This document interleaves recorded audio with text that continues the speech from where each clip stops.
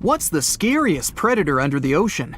The crocodile? Huh, I don't think so. Loch Ness Monster? Please, it never existed. How about the Kronosaurus?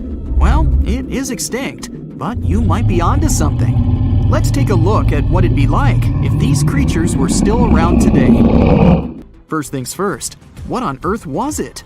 The Kronosaurus was a marine carnivore that lived in the cool, high-latitude Eromanga Sea. It covered vast areas of inland Australia between 90 and 120 million years ago, during the early Cretaceous period. Near-complete fossils of the creature were also found near Colombia, which is a country that has a noted connection to prehistoric reptiles and turtles. This fact makes it extremely possible that the monster I'm about to describe existed worldwide. You might have heard saurus and thought, oh, it's a dinosaur. But these were actually reptiles. They were the largest member of the Plesiosauridae family, referred to as plesiosaurs. Fossil evidence suggests they weighed over 20,000 pounds and were roughly 30 feet in length. Just to put that in perspective, the longest crocodile ever measured was a saltwater crocodile by the name of Lolong from the Philippines. It was 20 feet in length and weighed just under 2,500 pounds. And that's still 10 feet shorter and incredibly lighter than the average Kronosaurus, making the crocodile seem like nothing more than a glorified goldfish in comparison. Despite its terrifying length, the most physically daunting feature of the Kronosaurus was its head. Its skull was about 8 feet long, which was actually proportionally large given the size of its body length. Anything that was unfortunate enough to end up inside the Kronosaurus's mouth may have been given false hope. After all, the teeth of the beast weren't actually that sharp. On second thought, I take that back. I wouldn't feel confident around a toothless snake, let alone being inside the mouth of this monster. But it's true that the Kronosaurus's teeth weren't sharp, especially when compared to other carnivorous reptiles, such as crocodiles and alligators. The teeth of this prehistoric sea creature were instead conical. This means that they were cone-like in shape. Unfortunately, this lack of sharpness didn't make them less dangerous. The teeth were enormous and could be up to 12 inches long from the crown tips to the bottom of the roots. This obviously meant that the Kronosaurus had an extremely powerful bite. It was estimated to be up to 30,000 newtons, which is almost twice as powerful as the bite of a large saltwater crocodile.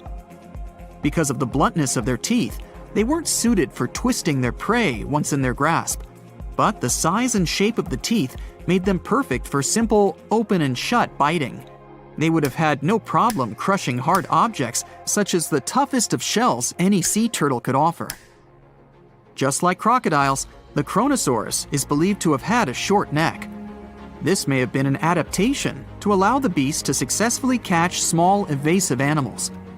Their body, in general, was fusiform and streamlined. This means it was narrowed at both ends and had very little resistance to the flow of water. The Kronosaurus was also equipped with 4 paddle-like limbs. The hind limbs were larger than the front ones. They could span approximately 7 feet in diameter. All in all, this set the Kronosaurus up to effortlessly propel itself through the waters and be an ultimate predator. Predator X, if you will? That's the name that was given to the fossil of a creature discovered near Svalbard, a Norwegian island group, in 2009.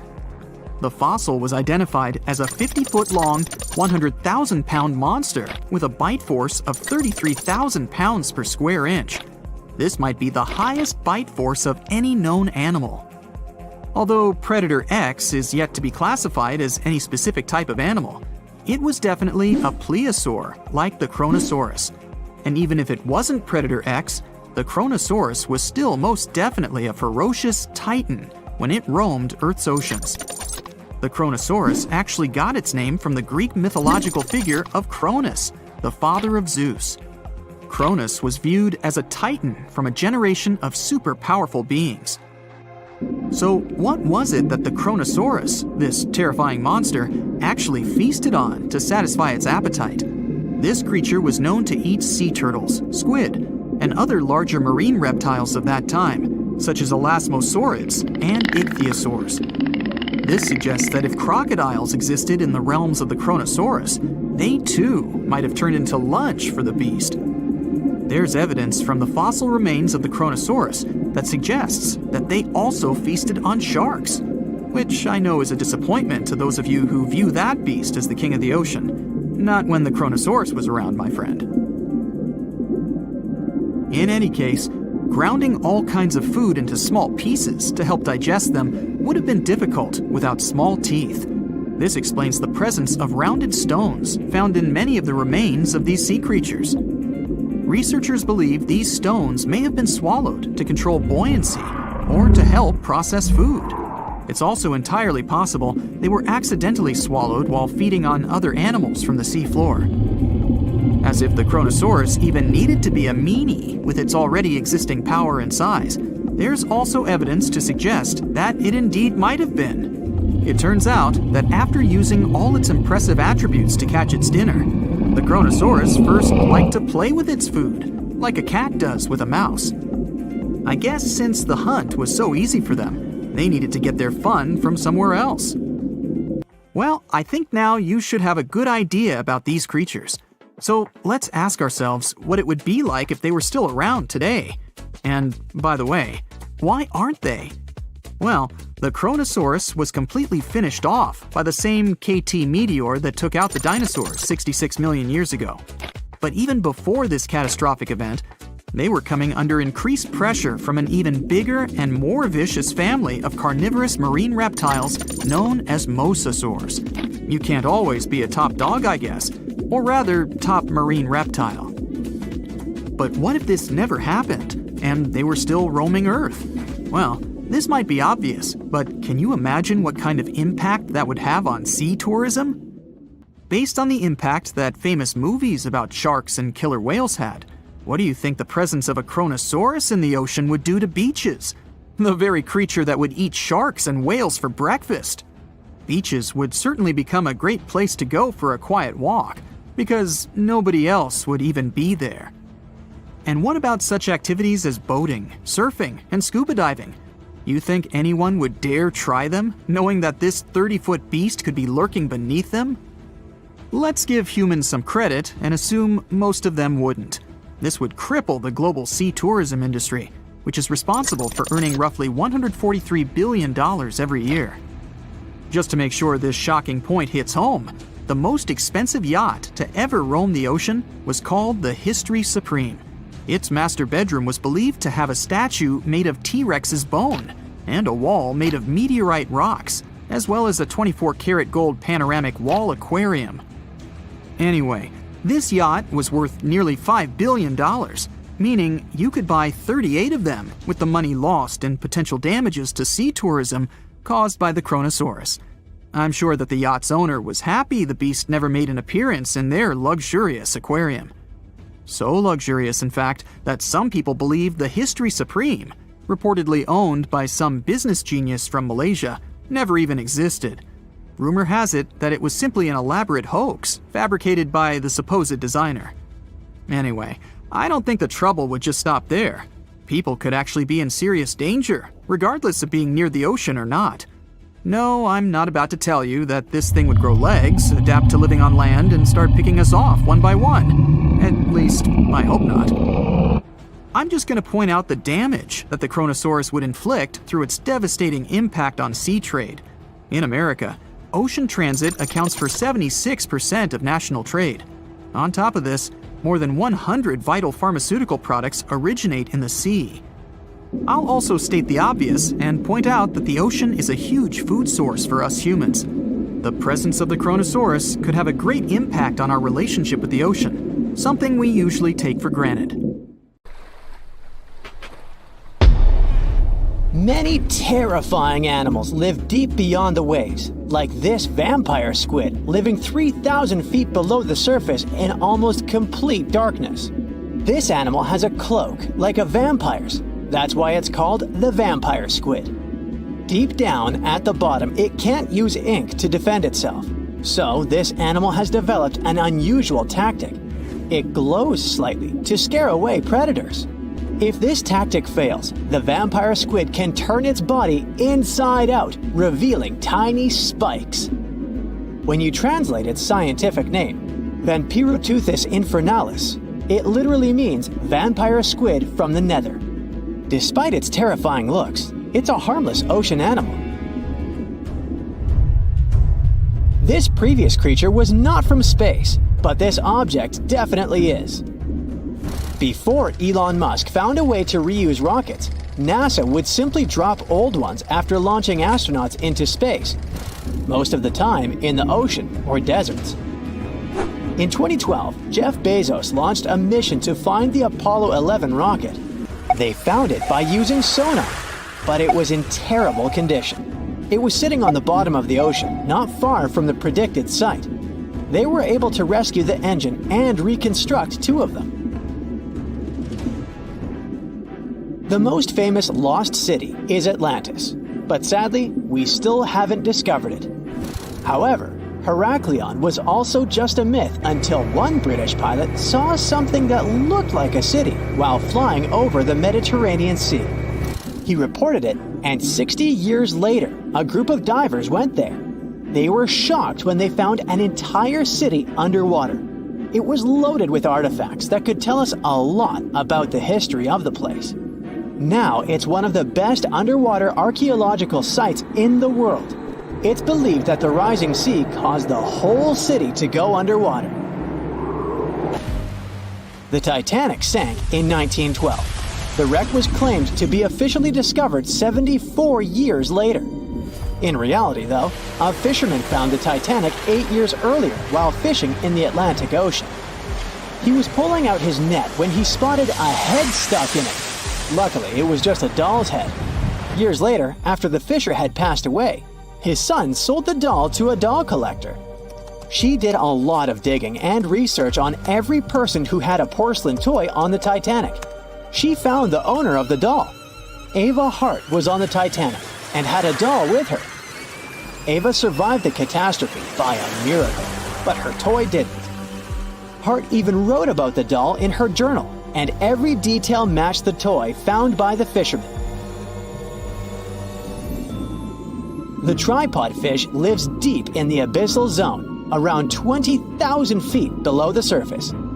It's adapted to such immense depths and uses its tripod fins to stay still on the bottom. This creature doesn't have big eyes, but even if it did, these eyes would be useless in the darkness. Instead, the tripod fish uses its fins like antennas to detect any movement in the water. This creature doesn't have much luck when it comes to its love life, so it had to develop unique tactics to reproduce. One fish can be both male and female. The next bizarre creature is the lizardfish. It has tons of razor-sharp teeth, a huge mouth, and really big eyes, which it uses for hunting. All this makes the animal look freaky. The lizardfish lives at depths of around 11,000 feet in the midnight zone, where there is zero light. This freak of nature basically eats everything it can fit inside its mouth, from small fish to other lizardfish. On the other hand, when they see other reptile fish, they probably fall in love instead, because finding mates at those depths is not an easy task. Like the tripod fish, the lizardfish can be both male and female at the same time. When you think of a river, you usually picture it on land. Still, nature is quite unpredictable, and it created a river flowing under the ocean in California. It's running at a depth of around 2 miles. This river has everything that an ordinary river has: sunken logs, trees, and rocks. And despite its uniqueness, it's not the only one in the world. There are also others in the Amazon and Greenland. A terrifying creature was discovered near Angola's coast by a remote operating vehicle. It looks like it doesn't have a head or a body. It was sitting at a depth of around 4,350 feet below the surface. After doing research, scientists concluded it wasn't anything from a sci-fi movie. It was just a cluster of siphonophores stuck together. In 2015, some random guy was diving in Caesarea, and something shiny caught his eye. He reached out, grabbed it, and realized it was a gold coin. After that, he examined the bottom and found out that there were many more. He reported the incident to the local authorities, and they concluded that he had found Arabic treasure. The coins were made of solid 24-karat gold and were a few thousand years old, but due to the perfect salinity and temperature, they looked brand new. The coins belonged to a ship carrying cargo. It was caught up in a storm and unfortunately sank. One of the weirdest things ever discovered was found in the Baltic Sea. It's an anomaly that looks as if it was created by a different civilization. It was discovered by Swedish researchers, and they basically had no idea what it was. They had to ask tons of other scientists for their opinions. When you look at this formation from above, it's 200 feet long and looks exactly like a fallen spaceship. It's hard to believe that it's a natural formation, but spoiler alert, it's totally made by nature because the Baltic Sea has gone through many erosions throughout history. Most likely, the bizarre formation is the result of these processes. A group of divers in Madagascar were shocked when they found this 7-foot monstrosity of a knife on the seafloor. The speculation started immediately, and many said that the knife was from some giants that had fought megalodons and lived on Earth thousands and thousands of years ago. That could make a nice story, but the knife is most likely a movie prop that was lost at sea. One of the ocean's most bizarre animals is the frilled shark. It's believed that this fish is the reason for all those sea serpent stories that sea explorers of the past wrote about. These animals live pretty deep in the ocean, but sometimes they can be seen in shallow waters. It's super rare, but possible. The frilled shark has a big mouth sporting around 300 teeth. It also has a long body that looks like a lizard's, and it is truly a unique species of shark. Its prey can be half of its size because this shark's stomach is like that of a snake, and it can swallow huge fish or crustaceans. Spotting a few worms in your garden is no big deal, but after seeing a 26-foot long one in the ocean, you will make your wetsuit a little wetter. This worm is super rare, and it's completely harmless to humans. It's actually not a giant worm. It's a cluster of zooids that are stuck together in a worm-shaped formation. They usually only eat plankton, bacteria, and other tiny things that can be found in the ocean. Probably the scariest thing in the ocean that is 100% real is the Magna Pinna, which can be found at crazy depths of 20,000 feet below the surface. This monster looks like an underwater Slender Man, but it's just a squid with really long tentacles that can reach a terrifying size of 8 feet. This guy has only been seen a few times, and basically, we don't know much about this creature so far. Want to high-five a sea creature? Well, put your hand up for the Tasmanian red handfish. This fish doesn't swim like a fish. It walks. It uses its flipper-like hands to stroll around on the ocean floor. These bottom walkers are disturbed by swimmers and boats a lot. Some people even want to take them home as pets. I think it's better to just give them a wave and swim on by. The vampire squid. Its species name is Vampiroteuthis infernalis, which translates to vampire squid from hell. Oh yes, this vampire squid means to terrify everyone with its name. Its dark red color, its spikes at the bottom, and the scary fact that it can basically turn itself inside out. The vampire squid loves putting on a good show, but it's as harmless as a kitten is to humans. It's as if Dracula scared the pants off you, but he didn't have blood-sucking fangs. The vampire squid feeds on food particles from plants and animal matter floating near the ocean's surface. Since they're not predators, they need good defensive strategies, and their vampiric look is designed to ward off large creatures who want to eat them. Turning themselves inside out is a defensive mechanism since the spiky areas in the inner skin are more intimidating.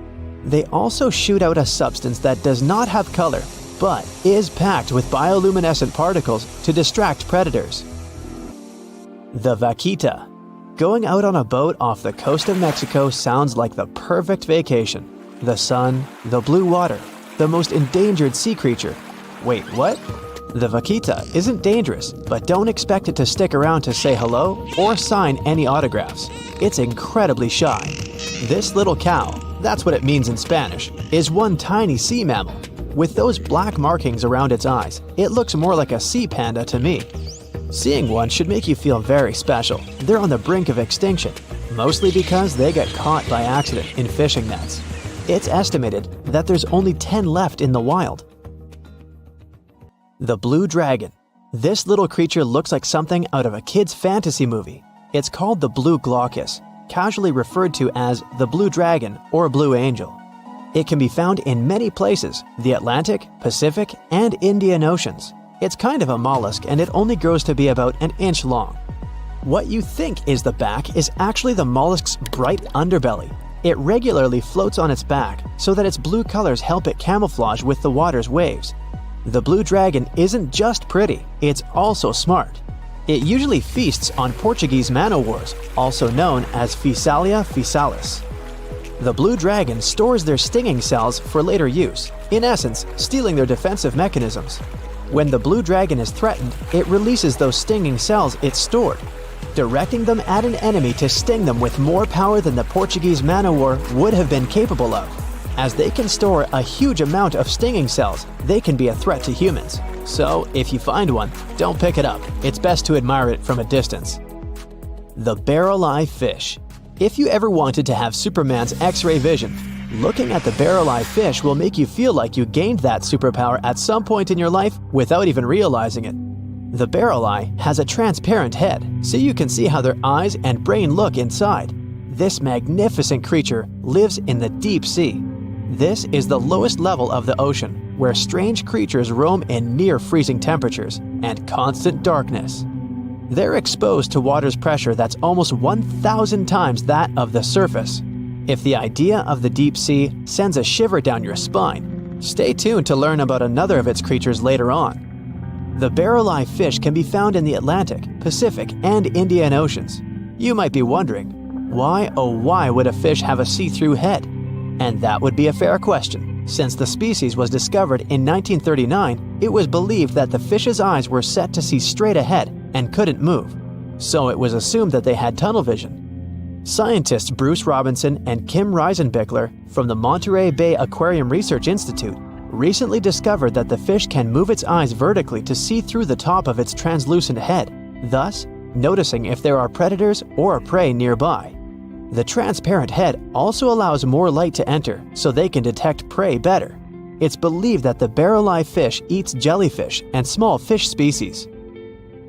If you dive in the ocean at night, you might be lucky enough to see how orange ball corallimorph blooms in the dark. But make sure to be quick because as soon as you turn on your flashlight to take a good look, it will retract its tubes back into itself. The Megalodon. The whale shark isn't the biggest shark known to humans. If the entire shark species were a kingdom, the prehistoric Megalodon would be the ruler of the sea. Megalodon roamed the ocean a long time ago. About 15.9 to 2.6 million years back between the early Miocene and late Pliocene eras. While they've long been extinct, people are still amazed to learn about these gigantic sea beasts. Megalodon could reach anywhere between 45 feet to 60 feet in length with jaws more than 6 feet wide. A fossil of a tooth that once belonged to a megalodon measured at 7 inches. Needless to say, I'm pretty stoked that these guys have long been extinct. But there's still some adventurers out there hoping to meet this monster one day. The Dumbo octopus. This adorable creature, or creepy creature, or however you want to see it, is officially called Grimpoteuthis. More casually, it's referred to as the Dumbo octopus, named after the Disney character. Though Dumbo, the elephant, not the octopus, was teased for his big ears, it's highly unlikely that this adorable octopus gets teased by its water neighbors. They are the deepest living octopuses living in the deep sea, and you know how scary that place is. They're only about 8 inches tall and spend their days hovering just above the seafloor eating snails, worms, and other food they find in the current or near ocean vents. There are nearly 17 species of Dumbo octopus, and they all have differences in height, color, and body parts. If you can't get enough strange animals, you'll be glad to learn that the deep sea has barely been explored by humans.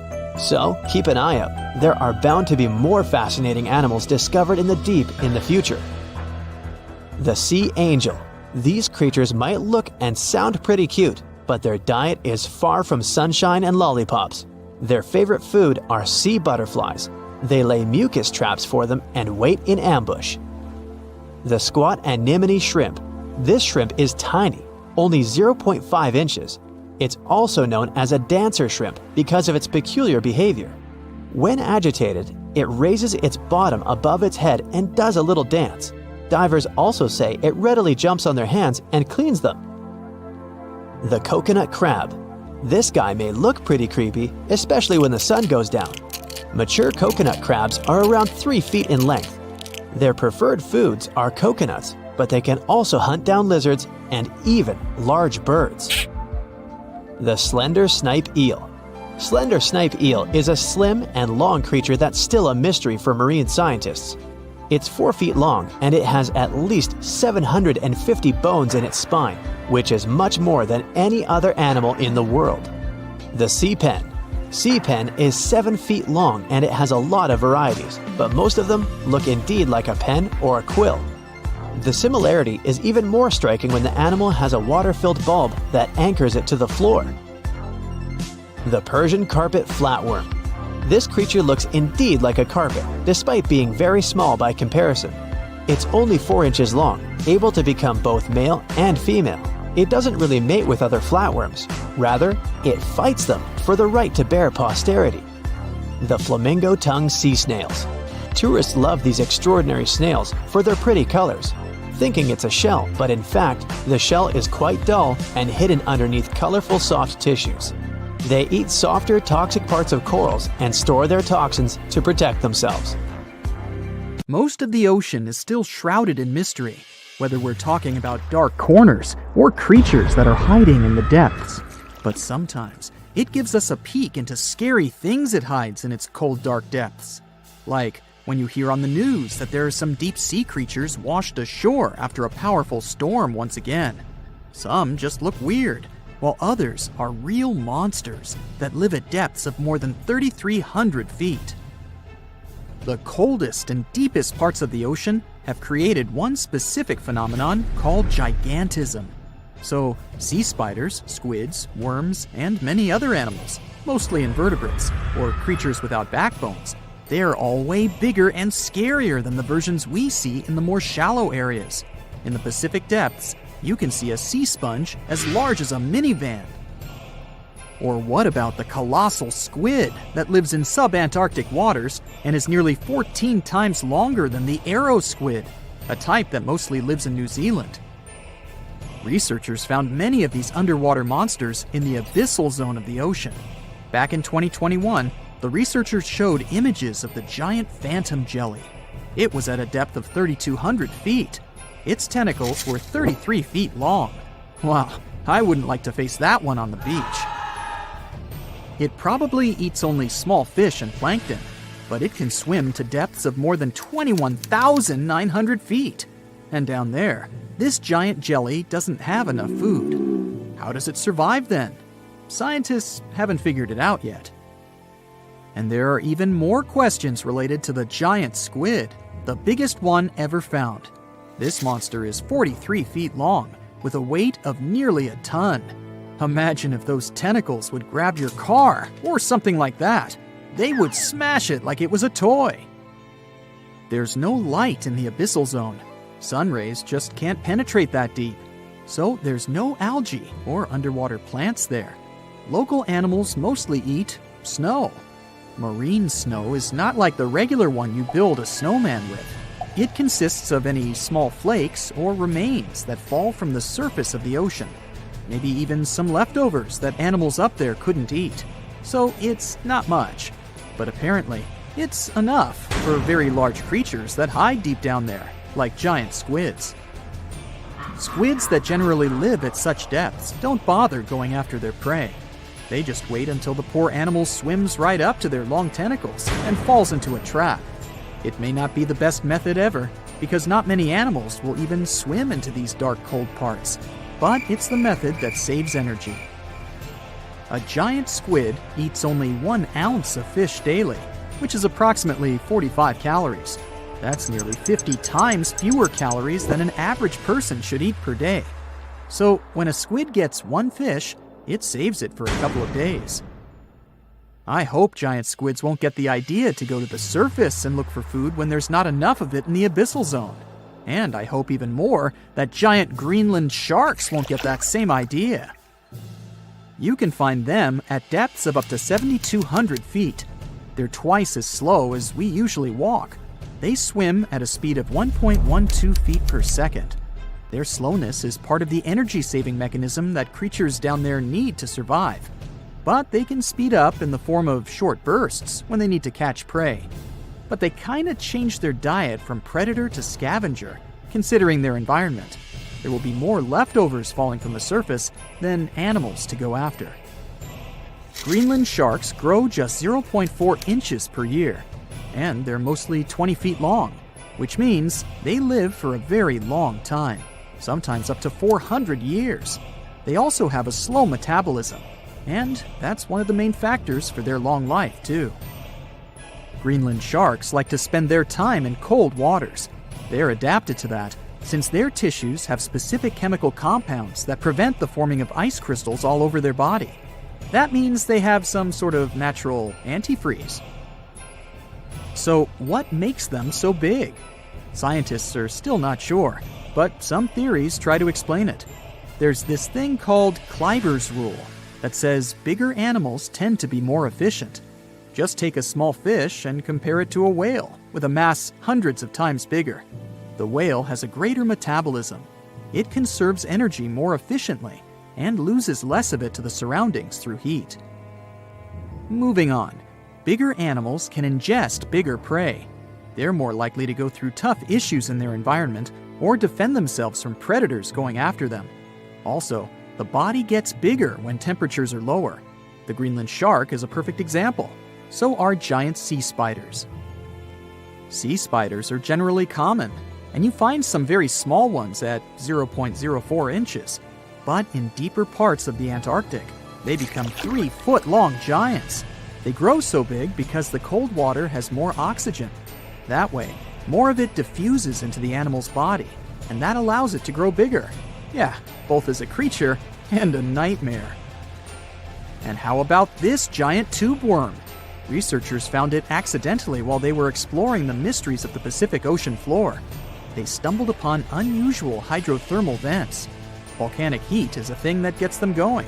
As water seeps down through faults or cracks in the rock, these vents change their direction. When the water gets out of the vent, it's rich in different minerals and chemicals. Most animals wouldn't survive being around this toxic soup of chemicals, but not these tube worms. They came as a true surprise, because not only are they not bothered by these toxic vents and the almost boiling temperature of the water, but they developed entire ecosystems there. They're unique because they don't need sunlight to survive.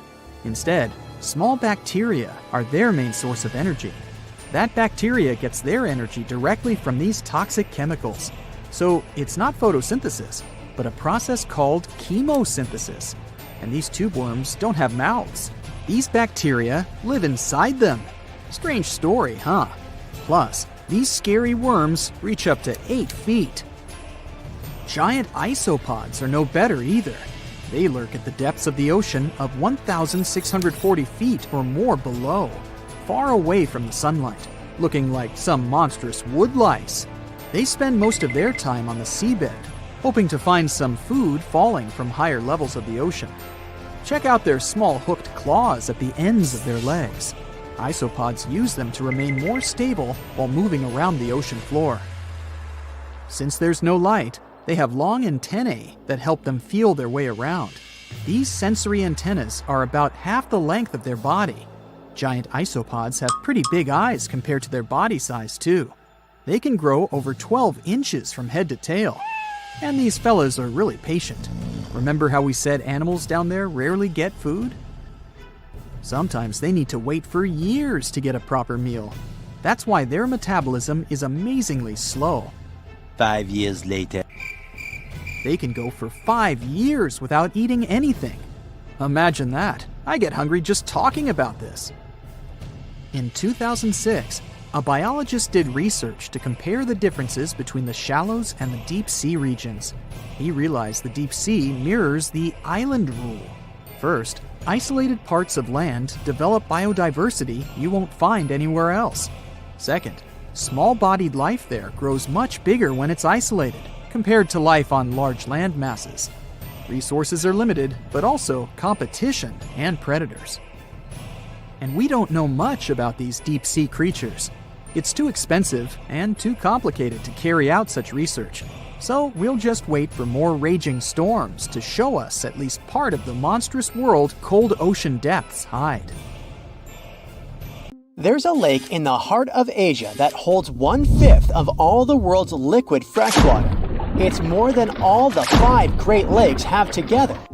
Even if all the rivers on our planet suddenly changed their direction and set on a mission to drain this lake, it would take them a whole year to finish the job. I'm talking about the deepest lake in the world, Lake Baikal. If you decide to go all the way down to its deepest point, prepare for a journey of almost 5,400 feet. The descent takes several hours, but the rift floor of the lake is way deeper, between 5 to 7 miles beneath the surface. It means it could be even further down than the Challenger Deep, which is the deepest known place on Earth. The amount of water it has would be enough for everyone on Earth to have something to drink for up to 50 years. This mighty giant of a lake replenishes its water completely every 383 years. Baikal has a great delivery crew of over 300 rivers and streams, bringing their waters right in. And only one river flows out of Baikal, the Angara, which is headed straight for the Arctic Ocean. Baikal isn't only the deepest, but also the oldest existing freshwater lake in the world. It formed at least 25 million years ago. It all began when the Earth's crust decided to play Tetris and created the lake and the surrounding mountains. At some point, Baikal must have been just a humble riverbed, but then tremors and fractures shook the Earth, and the distance between the shores got bigger. Water levels rose thanks to the melting glaciers. Then, several lakes formed and later merged into one. Baikal is one of around 20 lakes in the world that are older than 1 million years. And since it wasn't disturbed by glacial periods, it's a perfect research ground for scientists. Its deep-drilled core sediments can tell a lot about the climate of our planet in different periods. Since Baikal is in a rift basin with 2,000 seismic tremors per year, the lake is deepening and still growing in size. Its shores drift apart at around the same rate as South America and Africa are moving away from each other, so it has all the potential to become an ocean. Another thing Baikal has in common with the oceans is that it has water rich in oxygen, even at its lowest depths. This is one of the reasons why the fauna of the lake is so incredibly rich. It's home to over 2,500 various animals and 1,000 plant varieties. Around half of them are unique and only exist in this area, like the endemic algae, the Baikal omul fish, and the Baikal oilfish. There are also some bears, elk, and lynx living on its shores.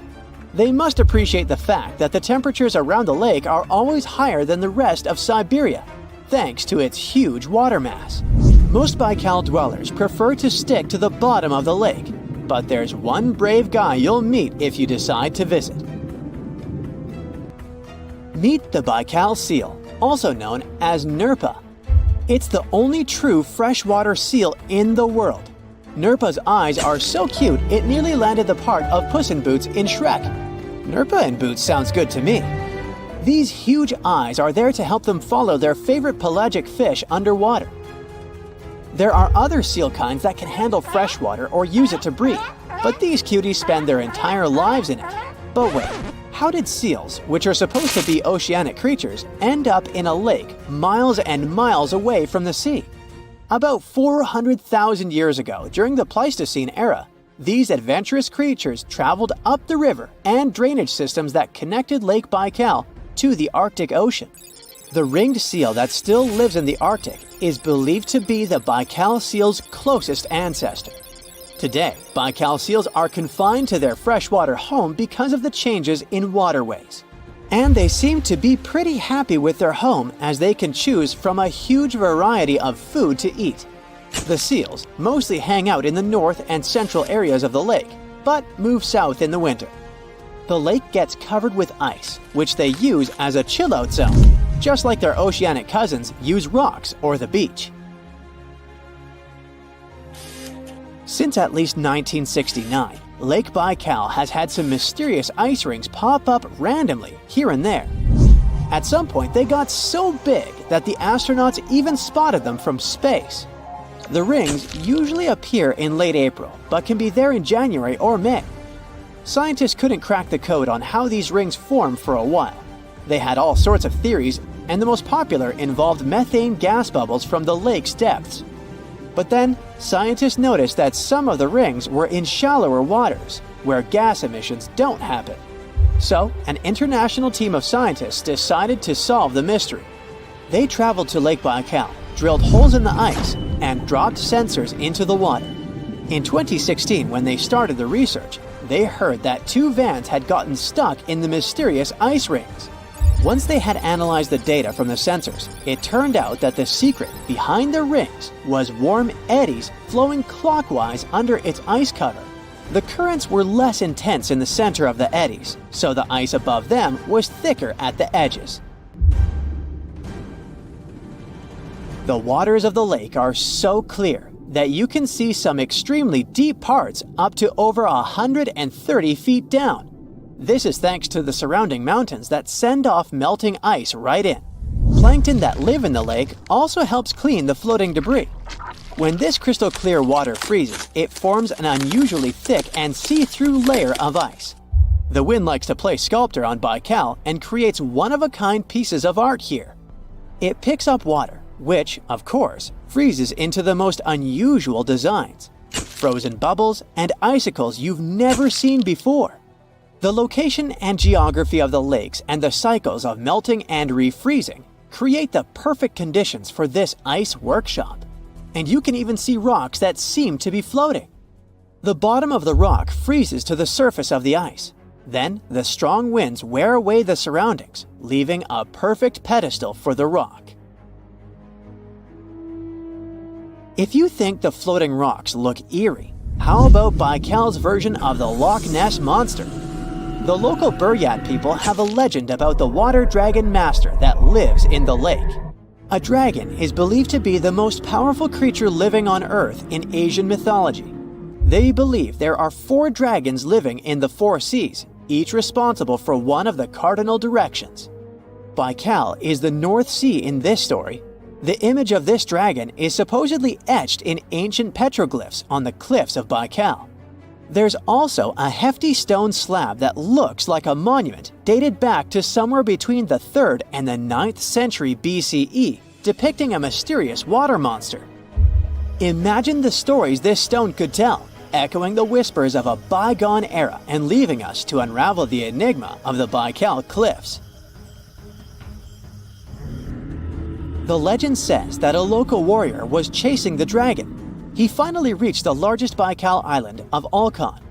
He was ready to face and defeat the dragon, but the beast turned into a beautiful girl, and they got married. That's one unusual twist to a classic defeat the dragon and take the girl story. So, local legends describe that dragon as a giant sturgeon with an almost gator-like snout and armored body.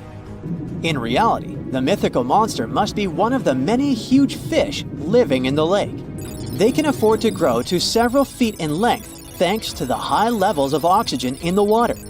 Beluga sturgeon can weigh several thousands of pounds, lives up to 50 or 60 years, and never stops growing. If you could dive right into the mysterious darkness of the ocean depths, who knows what you'd come upon? Legends that are hundreds of years old mention some giant sea monsters hiding deep down below the ocean waves, like the Kraken, the Loch Ness Monster, the Hydra, Leviathan, and so many more.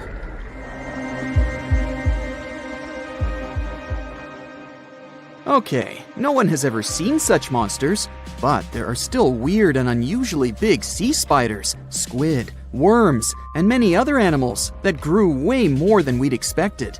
Take a look at the colossal squid from sub-Antarctic waters. It's around 14 times longer than the arrow squid that lives near New Zealand. And deep down in the Pacific Ocean, there's a sea sponge as big as a minivan. Oceans contain about 96.5% of all water on our planet. Up to 80% of all life on Earth we've discovered is under the oceanic waves. We haven't explored, mapped, or even seen more than 80% of the ocean. In fact, we've mapped Mars better than we have the ocean bottom. The pressure down there is insane, and it would make you feel like you're holding up almost 50 jumbo jets. And temperatures at such depths are extremely low. Conditions deep below the oceanic surface are harsh, so creatures that live there need to adjust. That's why many of them grew very, very big to survive. Creatures that live in cold, dark depths are so big because of a phenomenon called deep sea gigantism. The deeper you go below the oceanic surface, the less sunlight there is. That's why the temperatures drastically fall. The result of this is increased cell size and longer life of creatures. Also, these creatures don't have as much oxygen as the marine animals that live in shallower parts, and their food sources are minimal. Much of the food they get comes from shallower waters, and only a little bit trickles down to the deeper parts. And when there's not enough food, being large is an advantage. Larger creatures can move farther and faster to find something to eat. Their metabolism works slower. They don't digest the food that fast, so they can store food and conserve energy for hard times when they can't find anything to eat. They don't need to regulate their body temperature either, which also helps them save some energy, which they can then transfer to other body processes. They mature more slowly and later than those living in shallow waters. The majority of fish species that dwell in deep waters live 30 years or even more. Orange roughy fish, on the other hand, live up to 150 years. This fella grows 24 feet in length and weighs up to 1.5 tons. But it grows to be so big for centuries. They start looking for partners when they're 150 years old, and they can also live this long because there are not so many predators at such depths. Also, there are no humans or other things that can disturb them or endanger their existence. At such depths, the environment is pretty stable, so many animals there are like living fossils because they probably haven't changed in millions of years. The first 650 feet of the ocean's depth are considered to be the open ocean. The majority of the marine life we've discovered lives there, since that's the area the sun can still reach. And then, as you continue going deeper, you reach the Twilight Zone. It seems like nothing lives there. But at about 820 feet, you see a small oasis of ancient life blooming. For example, there are sea lilies, animals that have been living at such depths unchanged for millions of years. Coelacanths, another living fossil, have been living in the ocean for more than 360 million years. Hagfish haven't changed in a very long time either, for over 300 million years. This creature lives at depths of 5,500 feet. They evolved before the rest of the vertebrates, which is why this is the only living animal without jaws or a spine, even though it still has a skull. Deep-sea creatures can't survive in shallow waters. They've evolved to live in depths under bigger hydrostatic pressure. Humans and other organisms that have internal spaces filled with gas would end up crushed if we could go to such depths. That's why deep-sea divers always need to wear special dive suits designed for surroundings with higher pressure, even though they're not going that deep to the areas where these giants live.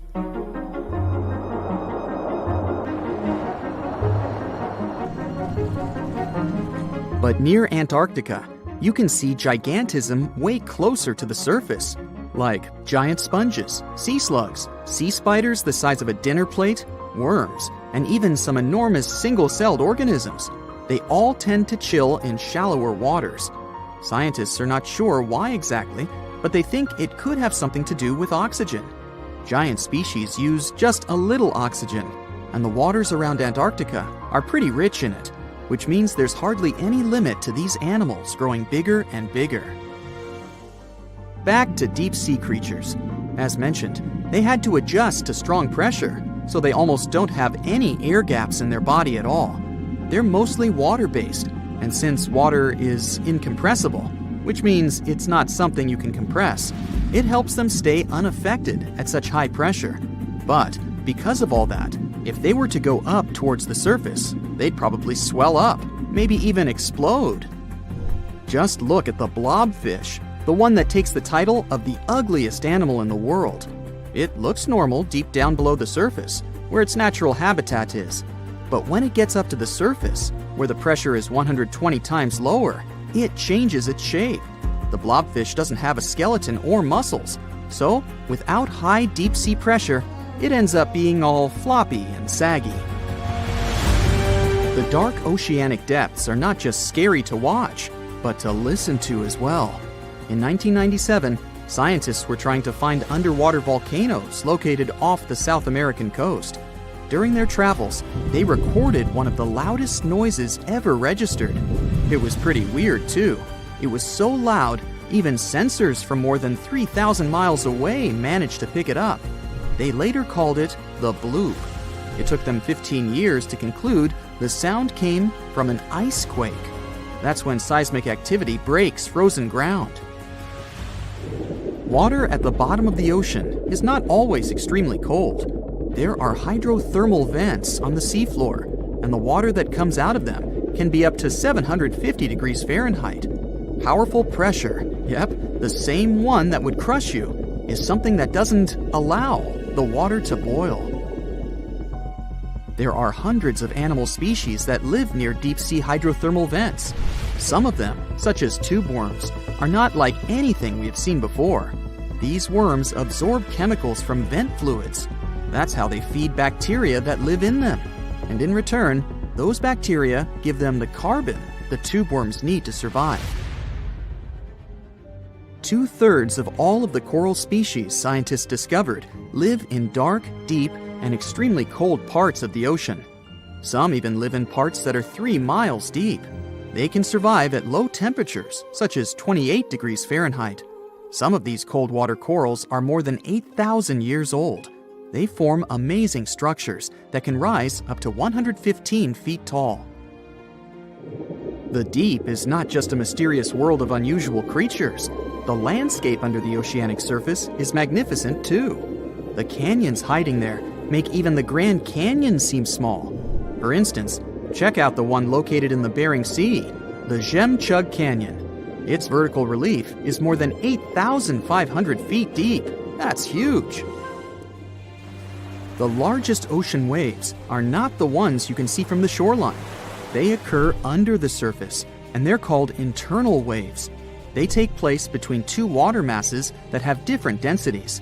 They travel at speeds of thousands of miles per hour and can be 650 feet tall. The stonefish. Stonefish aren't going to win any beauty contests, unless the pageant is for best rock lookalike. Their tiny unreflective eyes and rough skin blend in perfectly with their environment. A large head, an even bigger mouth, and a home full of, it's rocks.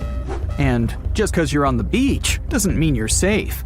Stonefish can survive for 24 hours out of the water.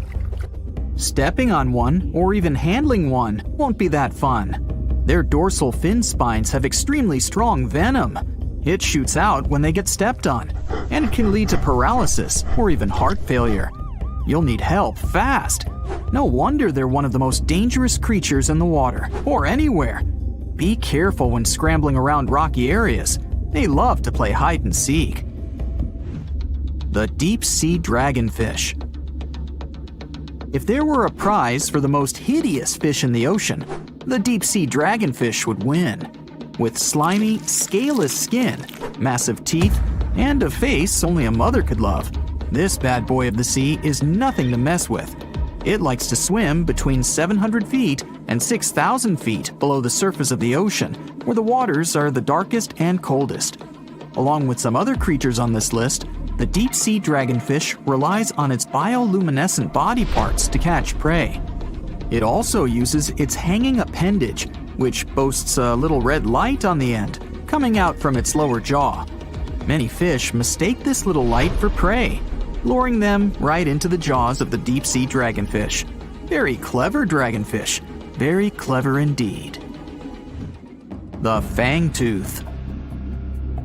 The Mariana Trench is an underwater trench with a depth of 35,000 feet, nearly 7 miles below the ocean's surface. Let that sink in.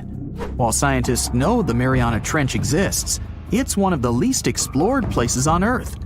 It's also the deepest area of Earth's oceans. And although many creatures down there probably haven't even been seen by humans yet, scientists have had the creepy pleasure of getting to know the fangtooth. The fangtooth fish shamelessly lives up to its name. Just look at that thing. The fangtooth is carnivorous and feeds on just about anything it can find that gets caught in its sharp-toothed mouth. These fish rely on their contact chemoreception to find prey. In other words, they can sense chemical residue that comes off of other living organisms in the deep sea. This is because they don't have any light-producing cells on their bodies, unlike many other deep-sea fish. On top of all that, it's pretty dark down there, so whatever crosses their path, they chomp on. While these guys look pretty scary, they're not a threat to humans. They only grow about 7 inches long. Even so, I wouldn't want to run into one of these things during a relaxing swim in the ocean. The Dunkelosteius. Strangely enough, this prehistoric fish, known as the T-Rex of the seas, had no teeth. Those were replaced with bony plates that allowed it to have the strongest bite among other monsters of its size. The goblin shark. If you thought the movies about sharks were scary, this next deep-sea creature will make you swear off going for dips in the ocean forever. However, it lives 3,000 feet underwater, so you'll never likely see it face to face. The goblin shark looks like a cross between a shark and a creature from your worst nightmare. These sharks boast a protruding sword-like snout with a jaw that juts out to match. Unlike other sharks that have more of a gray hue, this creepy thing looks not so pretty and pink. Aside from their scary demeanor, what do scientists really know about the goblin shark? Well, not much, except that they can grow up to 18 feet in length. Looks like there's still a lot to learn about these guys, if you dare to. By the way, did you know that sharks don't sleep? Many species have to keep water moving over their gills to get oxygen, so they can't fall into a deep sleep like we do. That's why they stay half awake during rest. Typically, sharks don't even close their eyes. The cookie cutter shark. This shark is a living horror, with lower teeth being big and sharp, while the upper ones are much smaller. When its teeth fall off, the shark eats them to maintain calcium levels. Pretty smart solution for a shark. The frilled shark. Studying the frilled shark is like looking through a portal back to prehistoric times. That's because scientists think that these eel-like sharks haven't changed much since their oldest ancestors roamed the deep sea waters, so they're sometimes referred to as living fossils. These sharks' mouths are filled with a terrifying 25 rows of backward-facing sharp teeth, 300 in total. They're designed to grasp prey and hold them tight so they can't get away, according to early studies of the shark conducted in 1884 and published in the Bulletin of the Essex Institute. Luckily for swimmers, the frilled sharks live between 390 feet and 4,200 feet below the ocean's surface, so they'll probably never run into them. Probably. This is probably the worst nightmare of any dentist. The northern stargazer. Take a look at this cutie. The northern stargazer is definitely not something you'd wish to see on the ocean floor. This horrid creature hides its body under the sand, leaving its face above to wait for prey. The tasseled wobbegong. Here's another carpet shark on our list. It lies low on the bottom of the sea and patiently waits for its prey to come by. The Australian ghost shark. The Australian ghost shark isn't really even a shark, but a very bony fish. It's also a living fossil. It hasn't changed within the last 400 million years. Believe it or not, sharks and humans have a common ancestor that lived around 440 million years ago.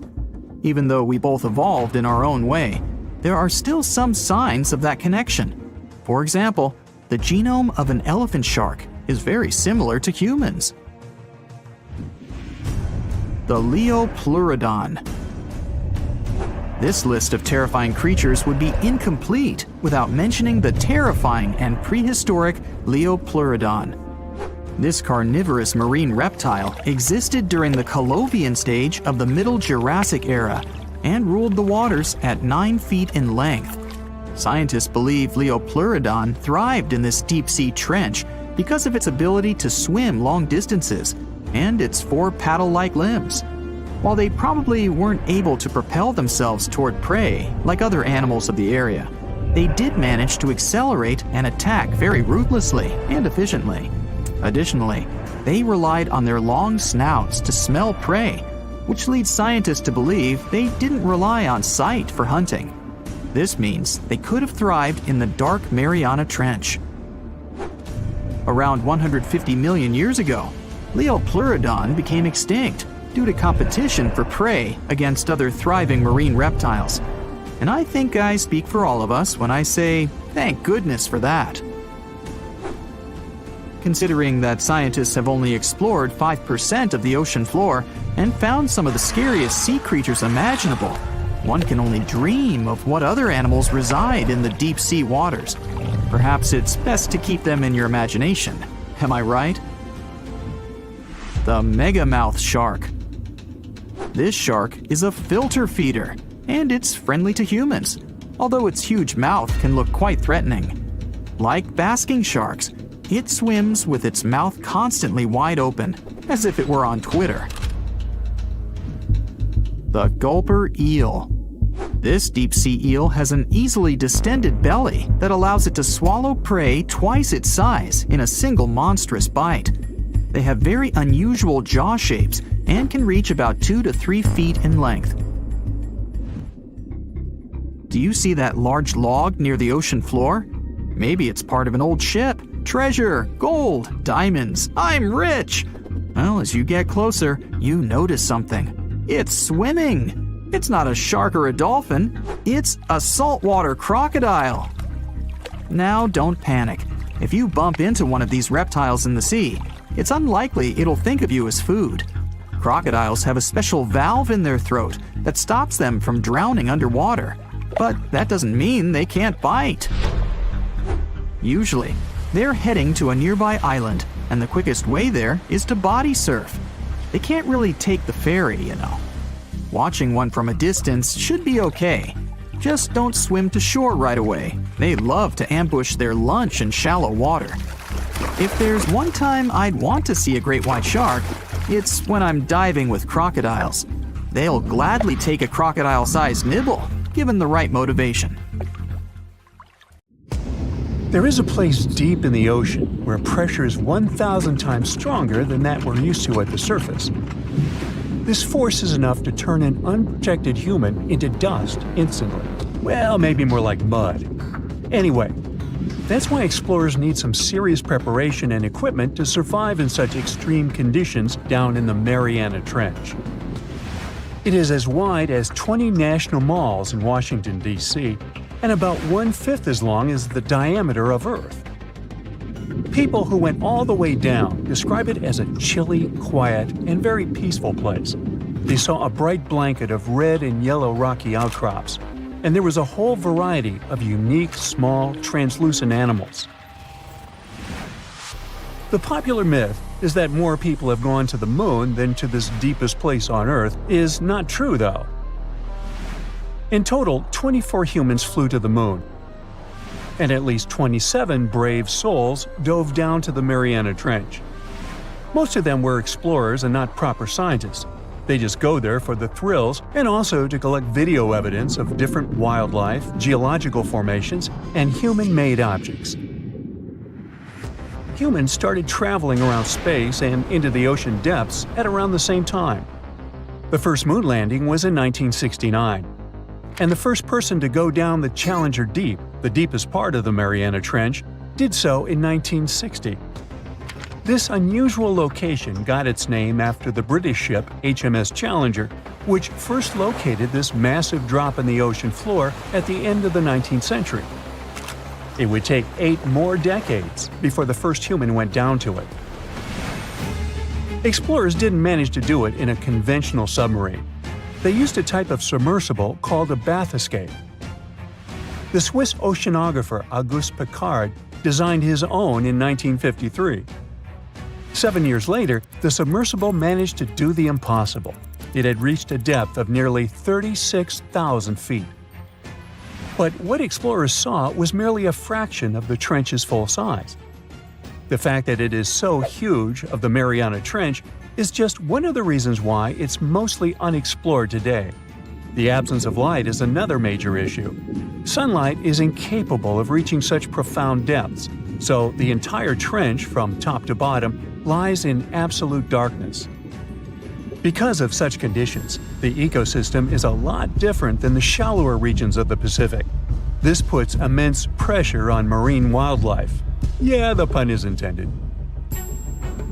Another reason why it's so challenging to survive there is the temperature. Water freezes at 32 degrees Fahrenheit.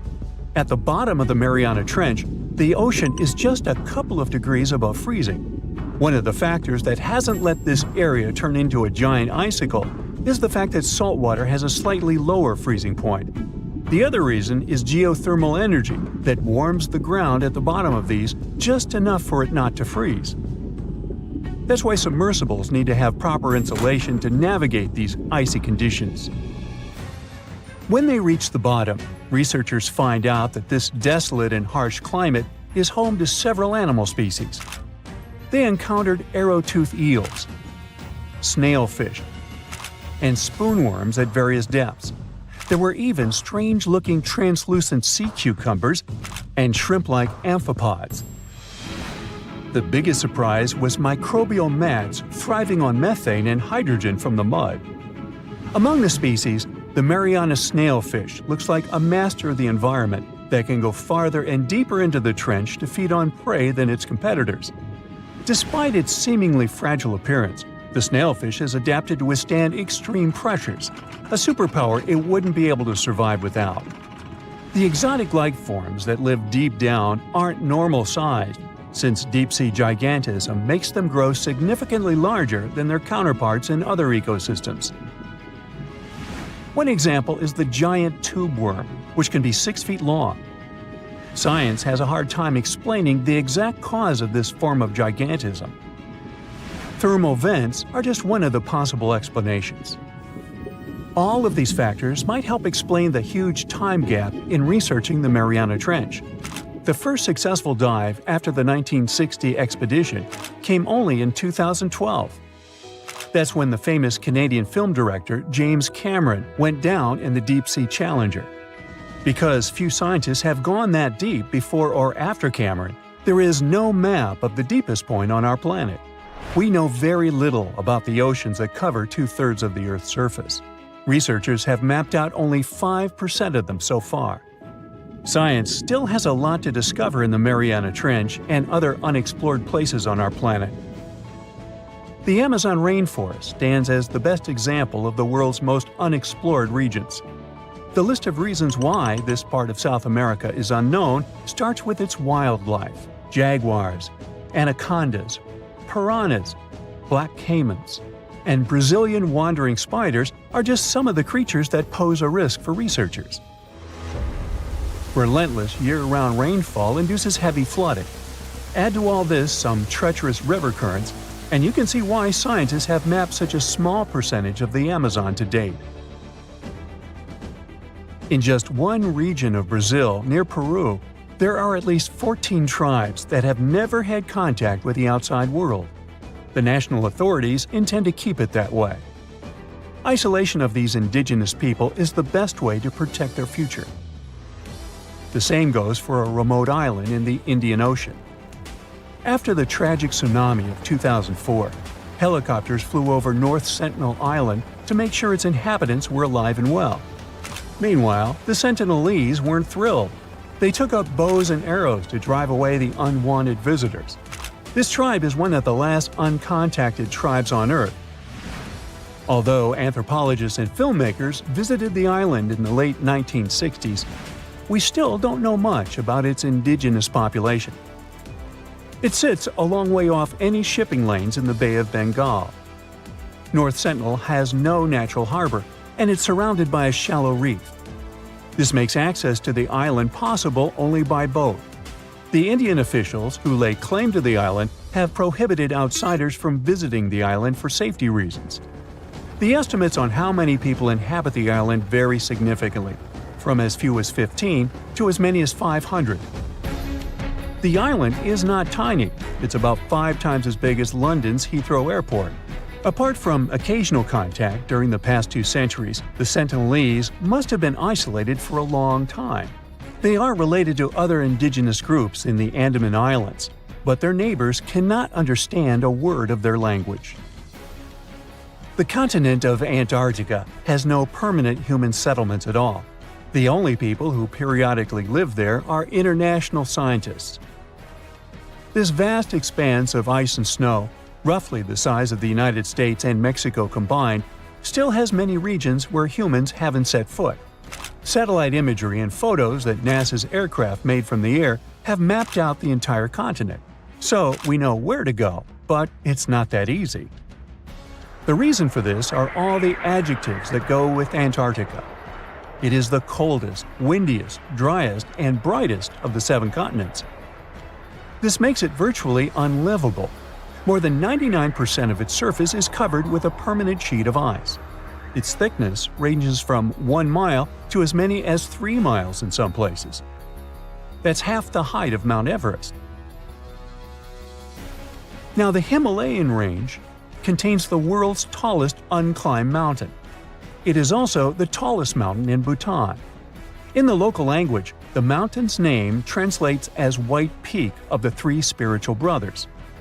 Out of respect for the spiritual beliefs of the local population, national authorities restricted and then completely banned mountaineering at the beginning of the 21st century. To this day, there is no evidence that any climber has ever managed to successfully reach the summit of this mysterious mountain. It was the largest fish our Earth had ever seen, and its bite was strong enough to crush a car. The largest of its teeth found was the length of a remote control. It consumed about 2,500 pounds of food a day. That's like 3,300 cans of tuna for you. The earliest Megalodon fossils are from about 20 million years ago, but you won't see its skeleton, and that's because the mighty Meg had no bones. A skeleton made from bones gives most animals their body shape and strength. Sharks, though, come from the same subclass as rays, skates, and sawfish and have cartilage instead of bones. Cartilage is a tissue that is softer and more flexible than bones, but it's still tough enough to shape the body and protect the internal organs. Some areas are more flexible, since cartilage is weaker, and some, like the shark's head, are much tougher, thanks to calcified cartilage. Their snouts, though, are made of really soft and flexible cartilage to work like a bumper in case of a collision with some dangers. Who knows if they'd be able to do all this with a heavy skeleton?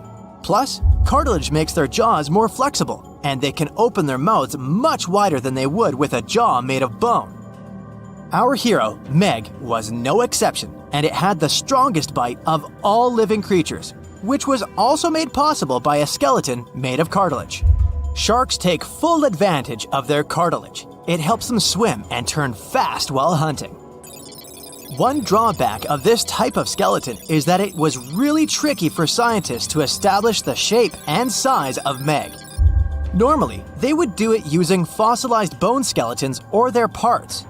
With Meg, they had to guess based on the teeth they found and comparisons with living relatives.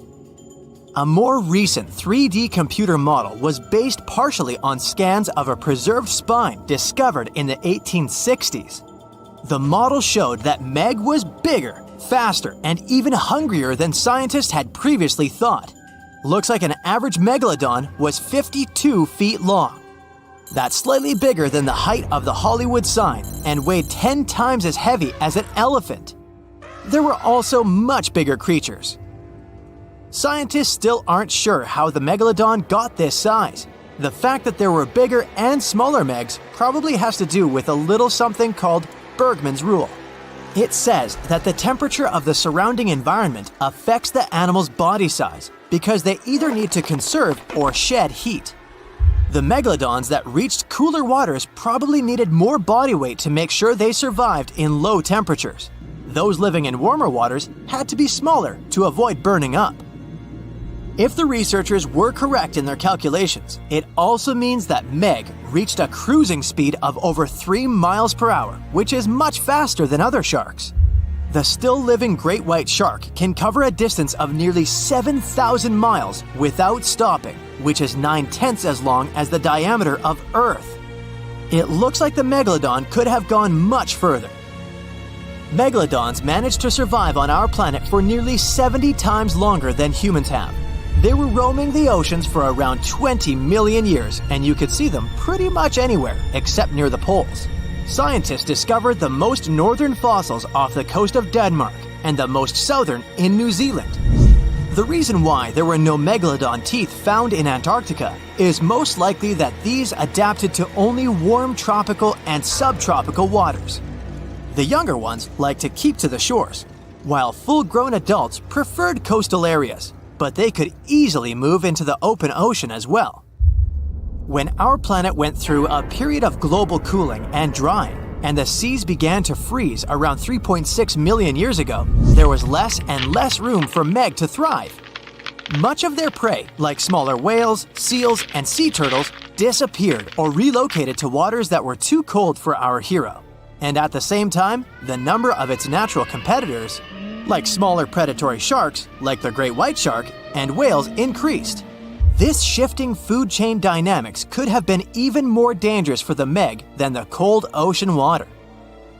You're used to seeing them on the big screen as heartless monsters, but these huge sharks were actually loving and caring family guys. Scientists discovered several megalodon nursery areas in Florida, Maryland, Panama, and off the coast of Spain. It looks like they gave birth to their young in shallow water environments. Then, little Megs would stay there with adults protecting and raising them until they were ready to fight off predators.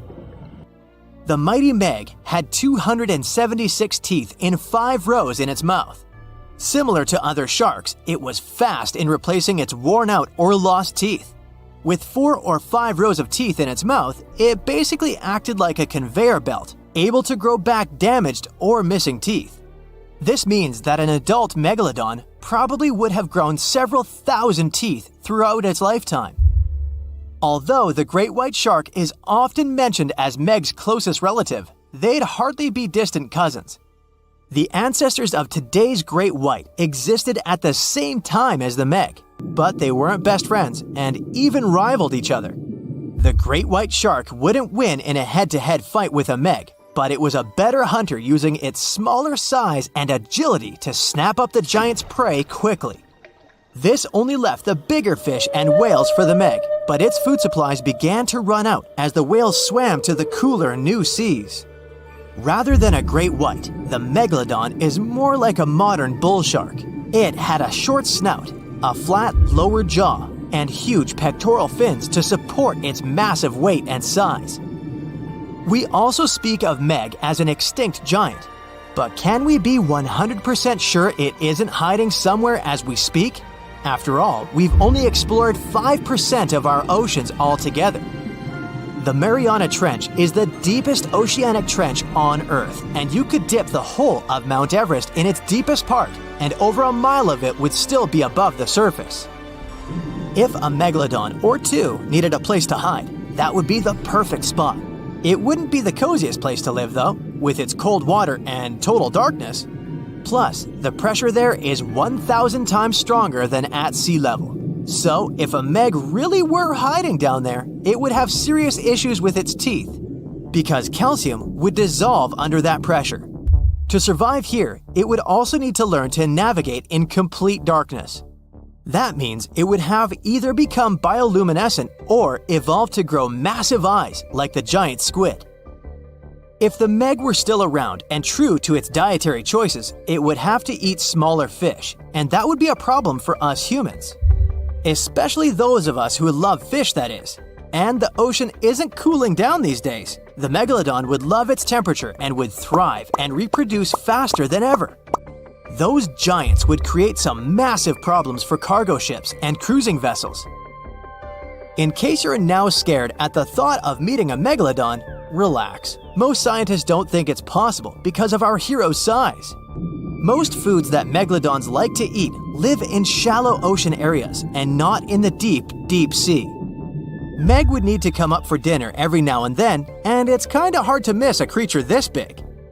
They're both giant prehistoric creatures to us, but the megalodons and the dinosaurs never actually coexisted. The dinosaurs probably died out about 66 million years ago. Megalodons seem to have appeared a bit later.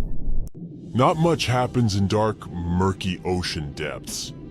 It's mostly pretty quiet, with some smaller fish carefully passing by and probably hoping nothing big would grab them on their way. There's also a bigger fella looking for plankton coming through every now and then. Suddenly, a giant beast comes out of nowhere. First, it's just a dark dot in the distance, until it gets closer. Oh, it's a great white shark. You can recognize its firm dark gray body, white belly, and slanted head.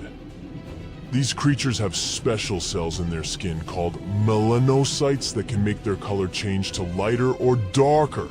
This way, a shark can blend in with its surroundings, which is a nice ace up its sleeve and the reason why we barely even see one coming by. These predators can grow up to be more than 20 feet and weigh up to 5,000 pounds. Our fierce fella is just passing by looking for some lost fish that might wander around, if it gets lucky, directly into its mouth. But instead, a giant jagged tentacle comes out of nowhere.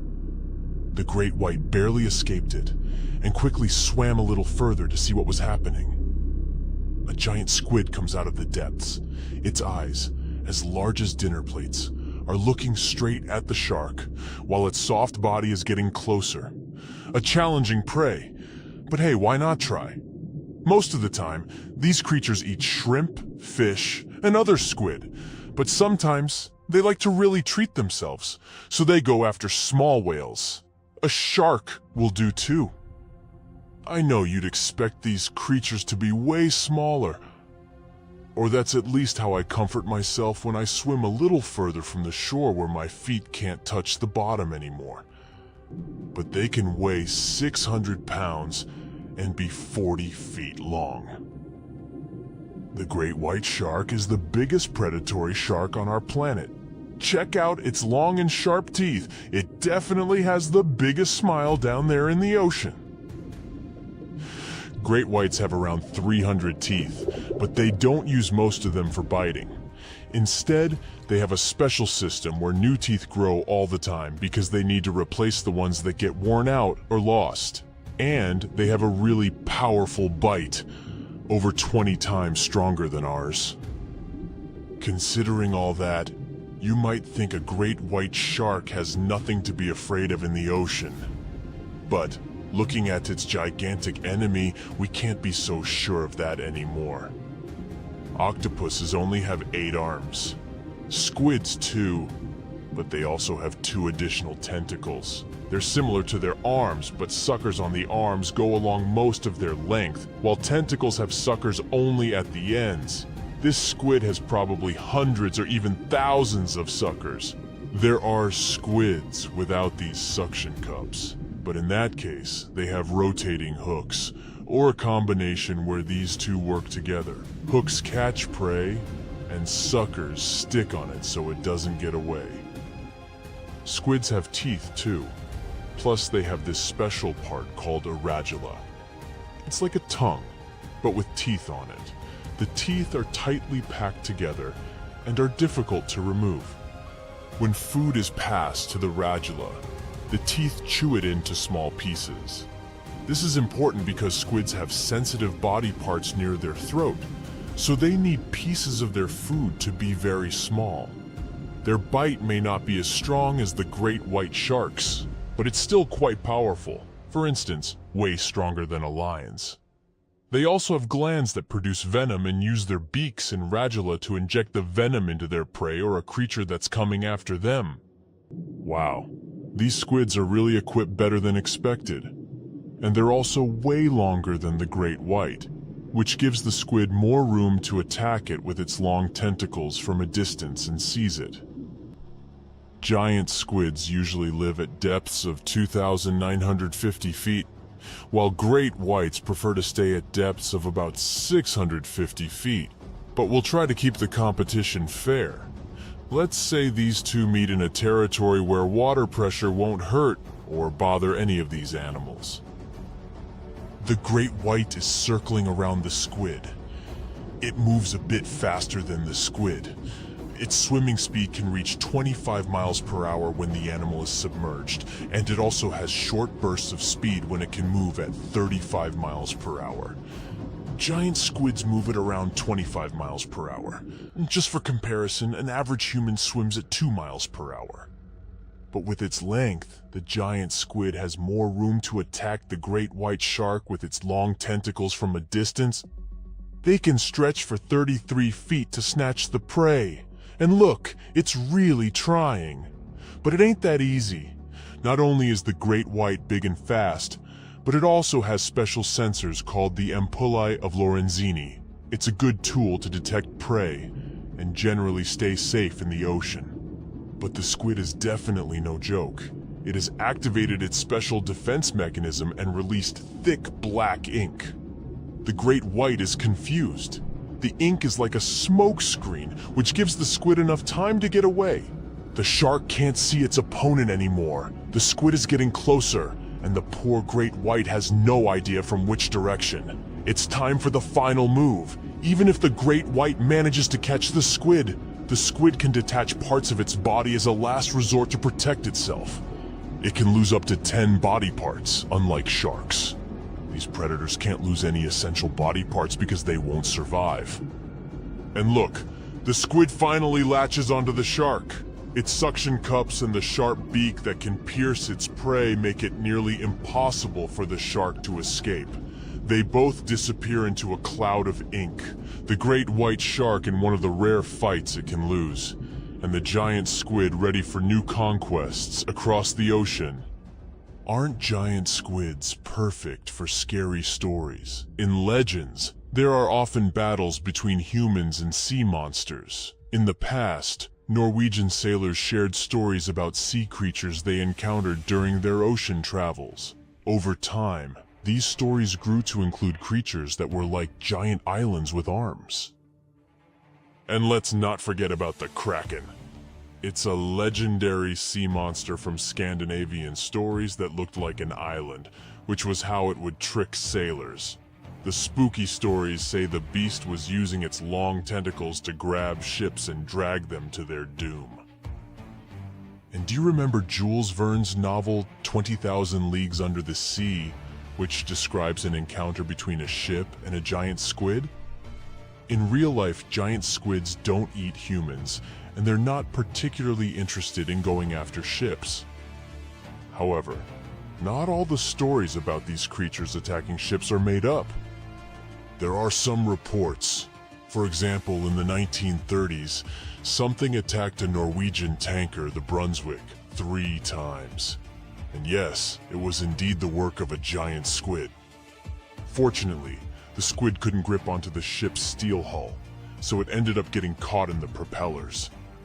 But even though everything was okay in the end, just looking at this gigantic monster trying to take your ship down to the bottom must have been terrifying. We can laugh at stories about the Kraken until we're out there on our own. In 2003, a giant squid came closer to a French yacht that was participating in a sailing race. It couldn't cause any harm, so it eventually gave up. So, for now, the idea of a giant squid taking down a ship or boat remains a fictional story, although they're certainly capable of trying. Okay, giant squids are big, but there's another creature from their family of cephalopods that can be even larger. It's called the colossal squid, and one that was found weighed 992 pounds, hundreds of pounds more than the giant squid, 606 pounds. And they can stretch their tentacles for up to 45 feet. Ever wonder why, despite all our advancements in technology and science, there's a vast expanse of our own planet that we barely know about? Believe it or not, over 80% of our oceans remain uncharted territory. It's as if we've got this massive aquatic playground in our backyard, and we've barely scratched the surface. Also, did you know that only about 7% of our oceans have a special tag called Marine Protected Areas, or MPAs? How come this colossal body of water that envelops most of our planet is also among the most vulnerable and misunderstood spaces in the universe? Pressure has a lot to do with it. Our deep ocean is a beast of a place with no visibility, freezing temperatures, and pressure that's so intense that in certain areas it would make you feel like you're having the weight of 50 jumbo jets on your body. No wonder we're having an easier time sending people into space than to the bottom of the ocean. The deeper you go into the waters, the more pressure piles up. But let's not forget we have tech on our side, right? Scientists now use these cool satellite technologies that track the color of the ocean to check how much phytoplankton is there, for example. Why is this important, you might ask? Because these little plant-like critters are actually pretty major players in our big blue oceans. In the grand scheme of things in the aquatic world, phytoplankton is like the bedrock of the ocean food chain. It gives life to almost everything, from the tiny zooplankton, which are animal-like microorganisms, to those colossal, magnificent whales. When these technologies first came around, satellites could get clear images of the ocean faster than a ship could take the same number of measurements in 10 years. But it's not all about looking at the ocean from space. Sometimes you gotta dive in there and see it for yourself. Thankfully, we've come a long way in ocean exploration tech, too. We've got things like floats and drifters that ride the ocean currents while collecting data, and a whole fleet of underwater vehicles, some of which are manned, some remote-controlled, and some even autonomous. Remember James Cameron, the guy who made the movie Titanic? He's super into exploring the ocean, and in 2012, he set a record by going down to the Mariana Trench in a vertical torpedo sub. He thinks there's nothing like being in the ocean and experiencing it firsthand. Other companies use a mix of technologies for their ocean explorations. It led them to discover amazing stuff like a deep-sea coral reef near Morocco, the only one still growing in the Mediterranean Sea. They've also discovered new species and documented ones previously thought to live only in the Atlantic. These efforts have convinced local authorities to declare some places as marine parks. As with most scientific areas, the road isn't without its bumps. These expeditions can cost quite a lot, and the lack of detailed maps and data only adds to the challenge. We can't always rely on bathymetric information, meaning the study of the ocean floor, because it's often not available. And that's the tricky part. We need to explore more to know more. But getting the funds for these kinds of projects can be tough when there are so many unknown variables. One particular company's explorations have helped protect nearly 4 million square miles of ocean so far. The data they collect during their expeditions is invaluable. It's used to identify new species, locate vulnerable habitats, and even show where threatened species are being overlooked. Their work helps dismiss excuses from local authorities who claim they lack the necessary information to establish more MPAs. The same company supports a goal known as 30 by 30, aiming to protect 30% of our oceans by 2030.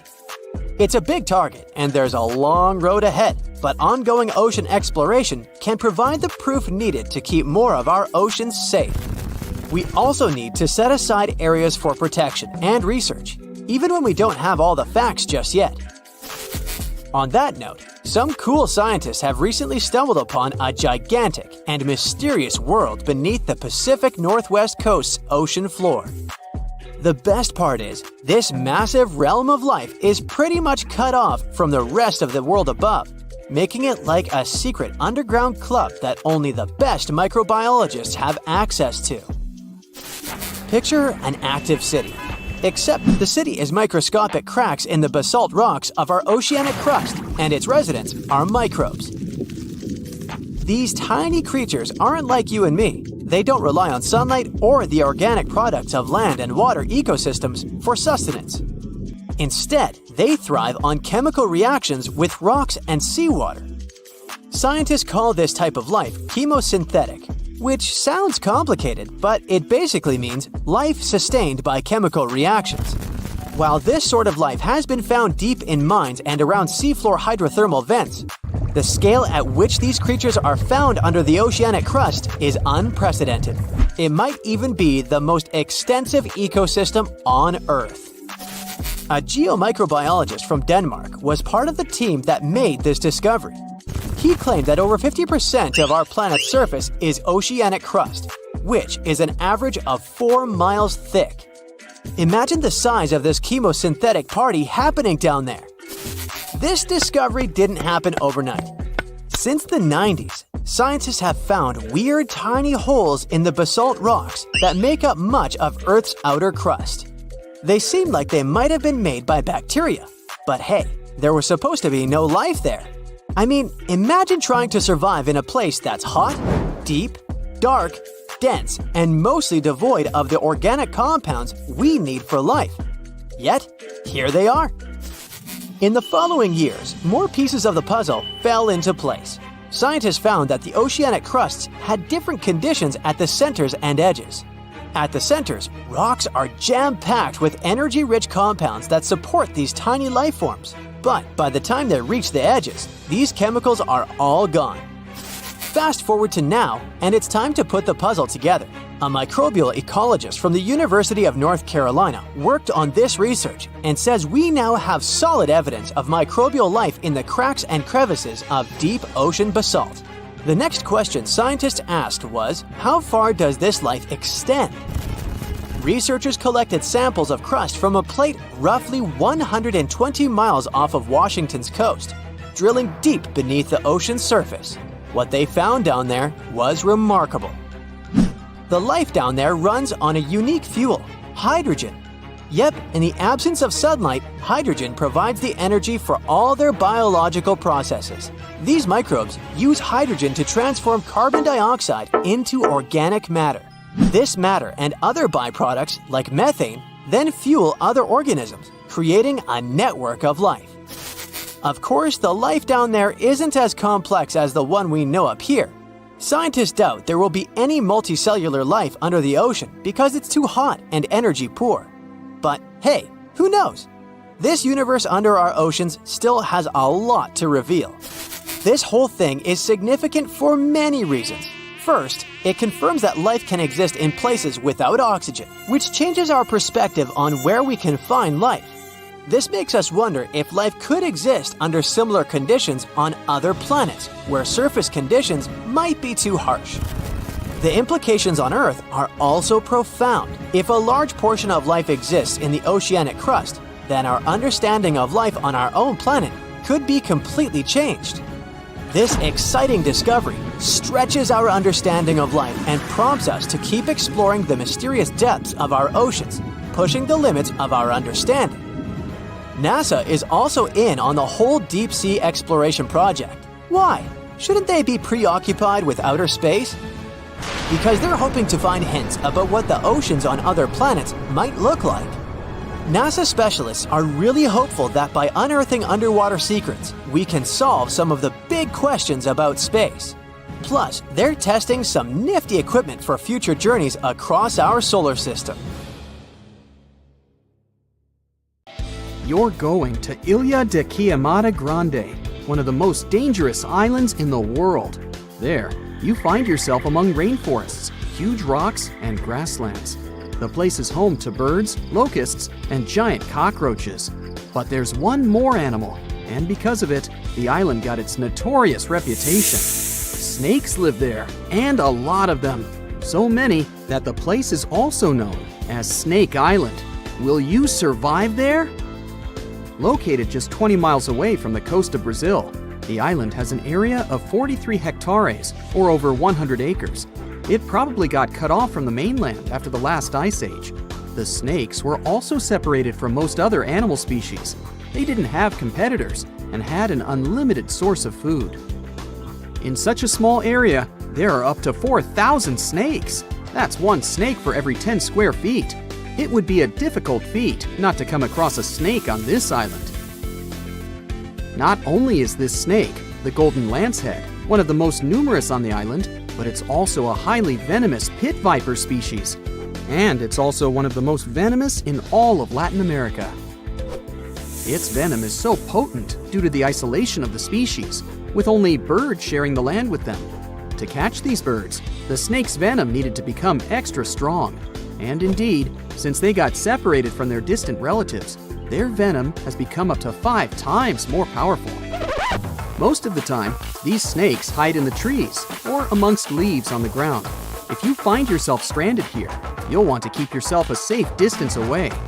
Snakes mainly use their sense of smell and rely on vibrations. If you get too close to one, either stand still or slowly walk away. If you make too many vibrations, this will make them feel threatened, causing them to strike. If you spot them a safe distance away, or if you're walking toward tall grass, stamp your feet a couple of times. This will notify snakes of your presence. They won't risk taking down prey larger than they are and will likely slither away. Carrying a stick is always a good idea, just in case you happen to come across a snake accidentally.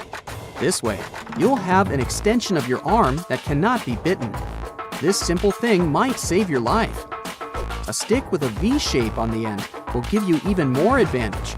Even if a snake starts acting aggressively, holding it down will stop it in its tracks. But whatever happens, don't try to pick it up. Okay, but what if you get bitten? The chances are pretty high on this island, of course. First of all, don't try to get the venom out on your own. Make sure you call emergency services immediately. And once help is on the way, apply a wide bandage. A piece of clothing will do if you don't have anything else. Don't try to chase the snake trying to identify the species. Emergency services know how to figure out what venom it is. Now, just keep calm and wait for help. You might be wondering who you can call on this abandoned island. Well, since it's strictly prohibited to visit this place, there are signs advising to stay away all over the island, along with a number you can call if you run into trouble. Let's say you've successfully avoided getting bitten. The next thing to consider is what you can eat there.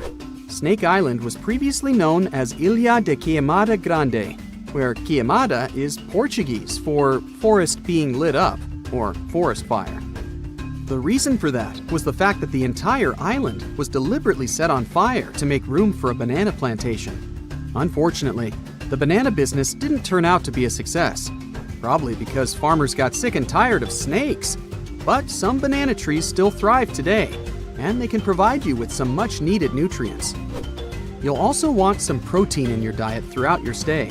Luckily, along with the snakes trapped on the island, there are also cockroaches. These giant prehistoric-looking roaches come out at night to feed on plants. Get that barbecue started and enjoy the rare delicacy this island provides. A great way to survive on the island is to avoid it altogether. If by chance you happen to be sailing past, keep in mind that this place was once connected to the mainland. Rocks beneath the waves are very likely to damage the bottom of your boat if you get too close. Make sure you keep an appropriate distance when traveling past. Sure, this island is intriguing, but please remember that no matter how close you get to it, you won't be able to see snakes from the boat. You can only see these creatures if you get close enough, which you really shouldn't do. And it's not only reptiles that make this location dangerous. Pirates visit the island quite often. Not the sea shanty singing peg-legged arr pirates, but biopirates who come there to capture the very thing that makes it so dangerous. They come there for snakes, to catch them and sell them illegally. Since the island got cut off around 11,000 years ago, the golden lancehead has evolved within its own unique habitat. So, although there are many reptiles on this island, they're still an endangered species. Due to their limited numbers, their value is very high, reaching up to $30,000 on illegal markets, which gives biopirates the motivation to catch them. I can think of better ways to make a living. Anyway, let's say you've got all the resources necessary to survive in one of the most dangerous places on Earth. Do you think you would manage this feat? Perhaps you think it's impossible. You'd be surprised at how possible it can be, if you know what you're doing. It turns out many have visited this scary place before. Research teams often come there. They study the golden lancehead snake, its environment, and its food sources for conservation purposes. But scientists always make sure there's a doctor on the team. There's also a lighthouse on Snake Island. It had been operated by people until the 1920s. Then it became automated. One guess why. Brazilian authorities visit the lighthouse once a year to make sure it's still functional. Locals on the mainland know the reputation of the island, so the stories of people going missing are minimal.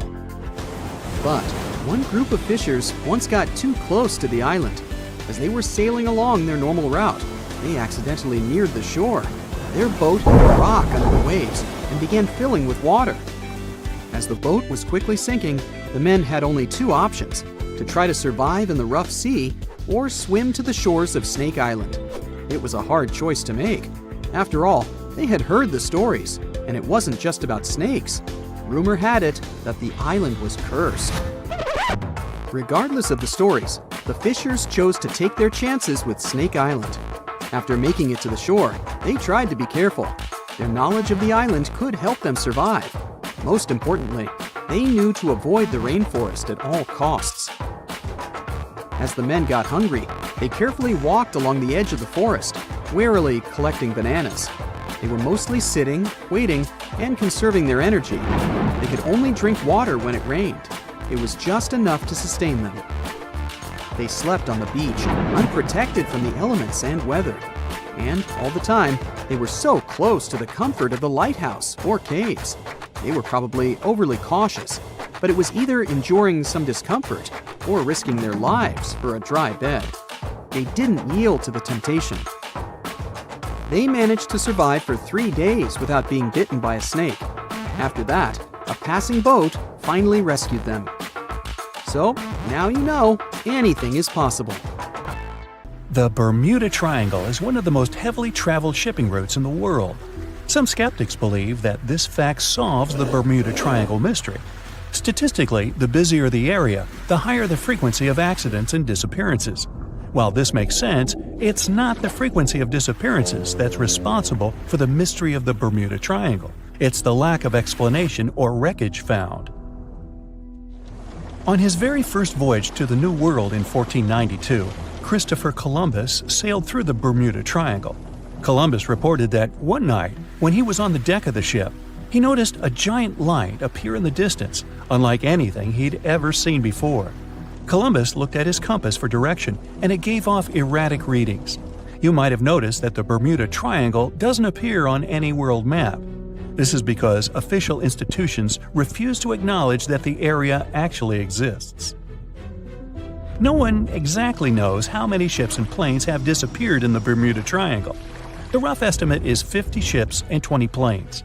Most of the time, the disappearances had no explanation and no wreckage has ever been left behind.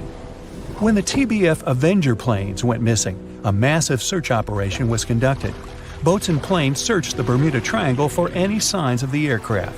One of the boats searching was a PBM-5 Mariner airboat. The airboat took flight at 7:27 p.m. and called in a routine radio message 3 minutes later. Then, it was never heard from again. No trace was ever found of the rescue airboat or the 5 Avenger aircraft. A huge investigation was launched into the disappearance of all these vehicles, but nothing was ever discovered. The Bermuda Triangle is home to some pretty intense and unexpected weather. Storms build up quickly and unexpectedly, then disappear soon after. If you blink, you might miss it.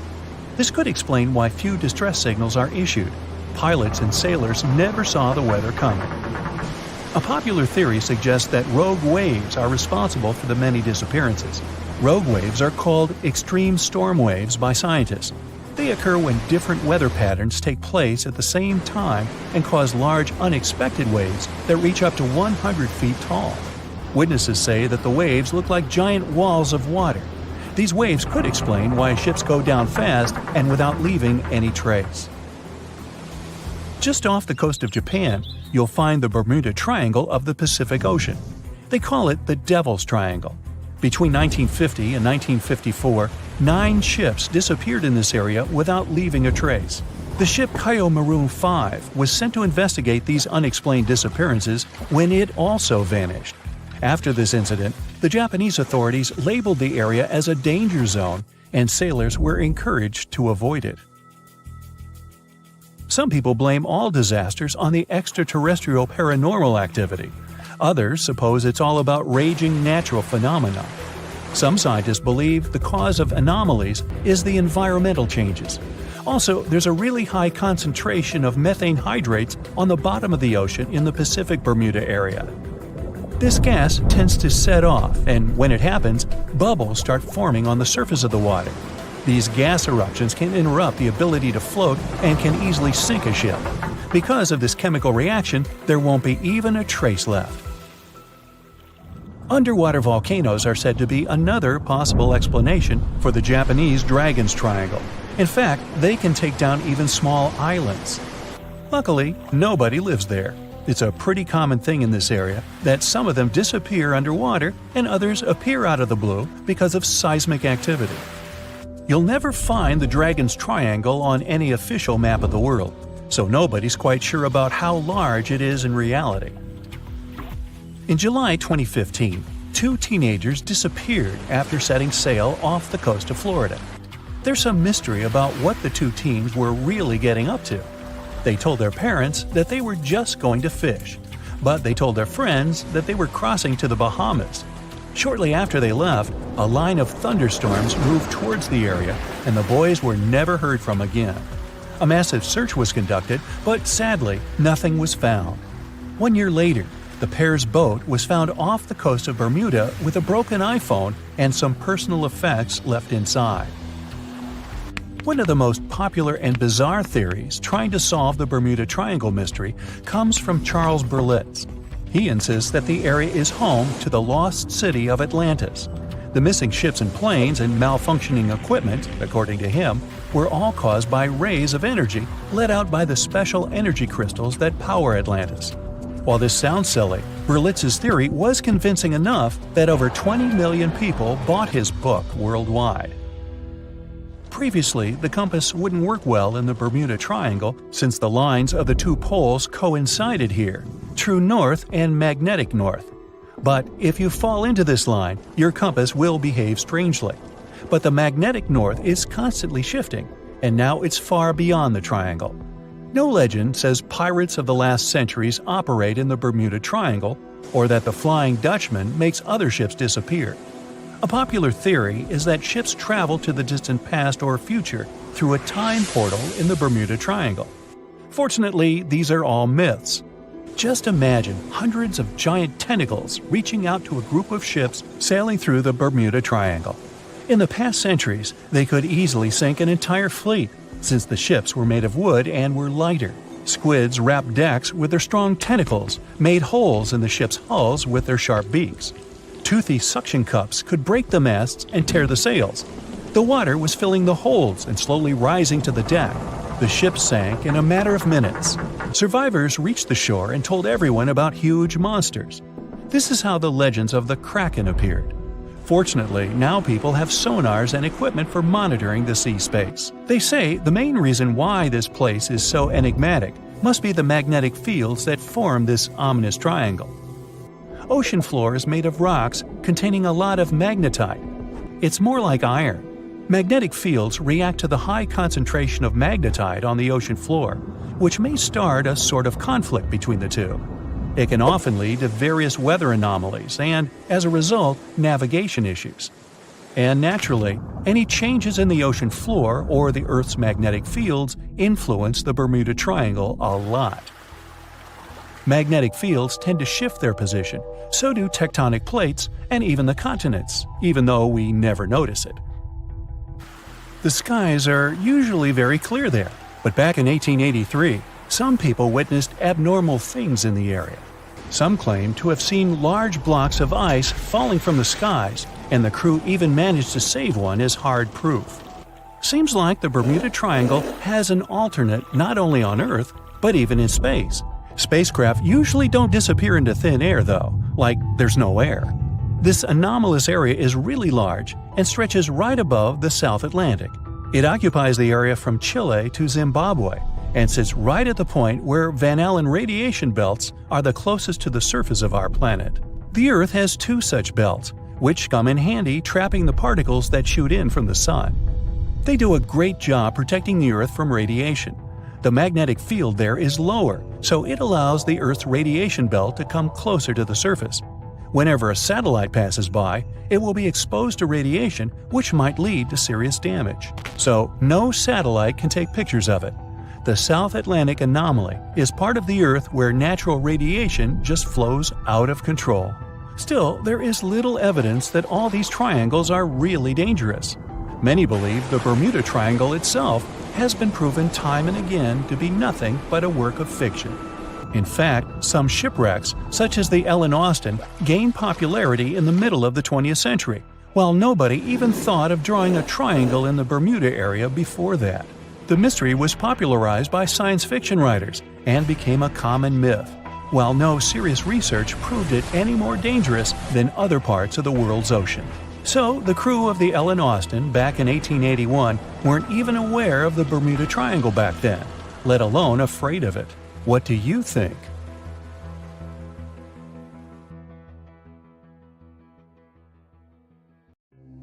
The deeper you go, the creepier they get. You're about to travel to the darkest ocean depths and check whether this claim is true. Are the creatures living there as scary as people think? You go 120 feet down underwater. Pay close attention to the bottom under your flippers. Oh my, what's that terrifying face half hidden in the sand? That's the northern stargazer. You can meet this fish in the eastern United States. It buries itself in the sand until unsuspecting prey gets near. Then, the nightmarish creature electrically shocks the poor animal and dines on it. You are moving deeper to 240 feet under the surface.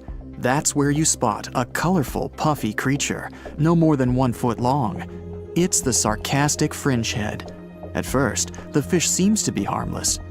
Only unless it's provoked.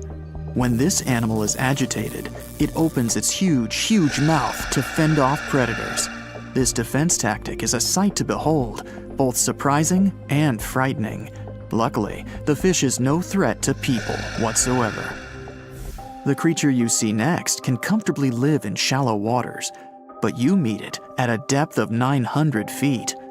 You don't even need to wonder why the animal's called the Game of Thrones brittle star.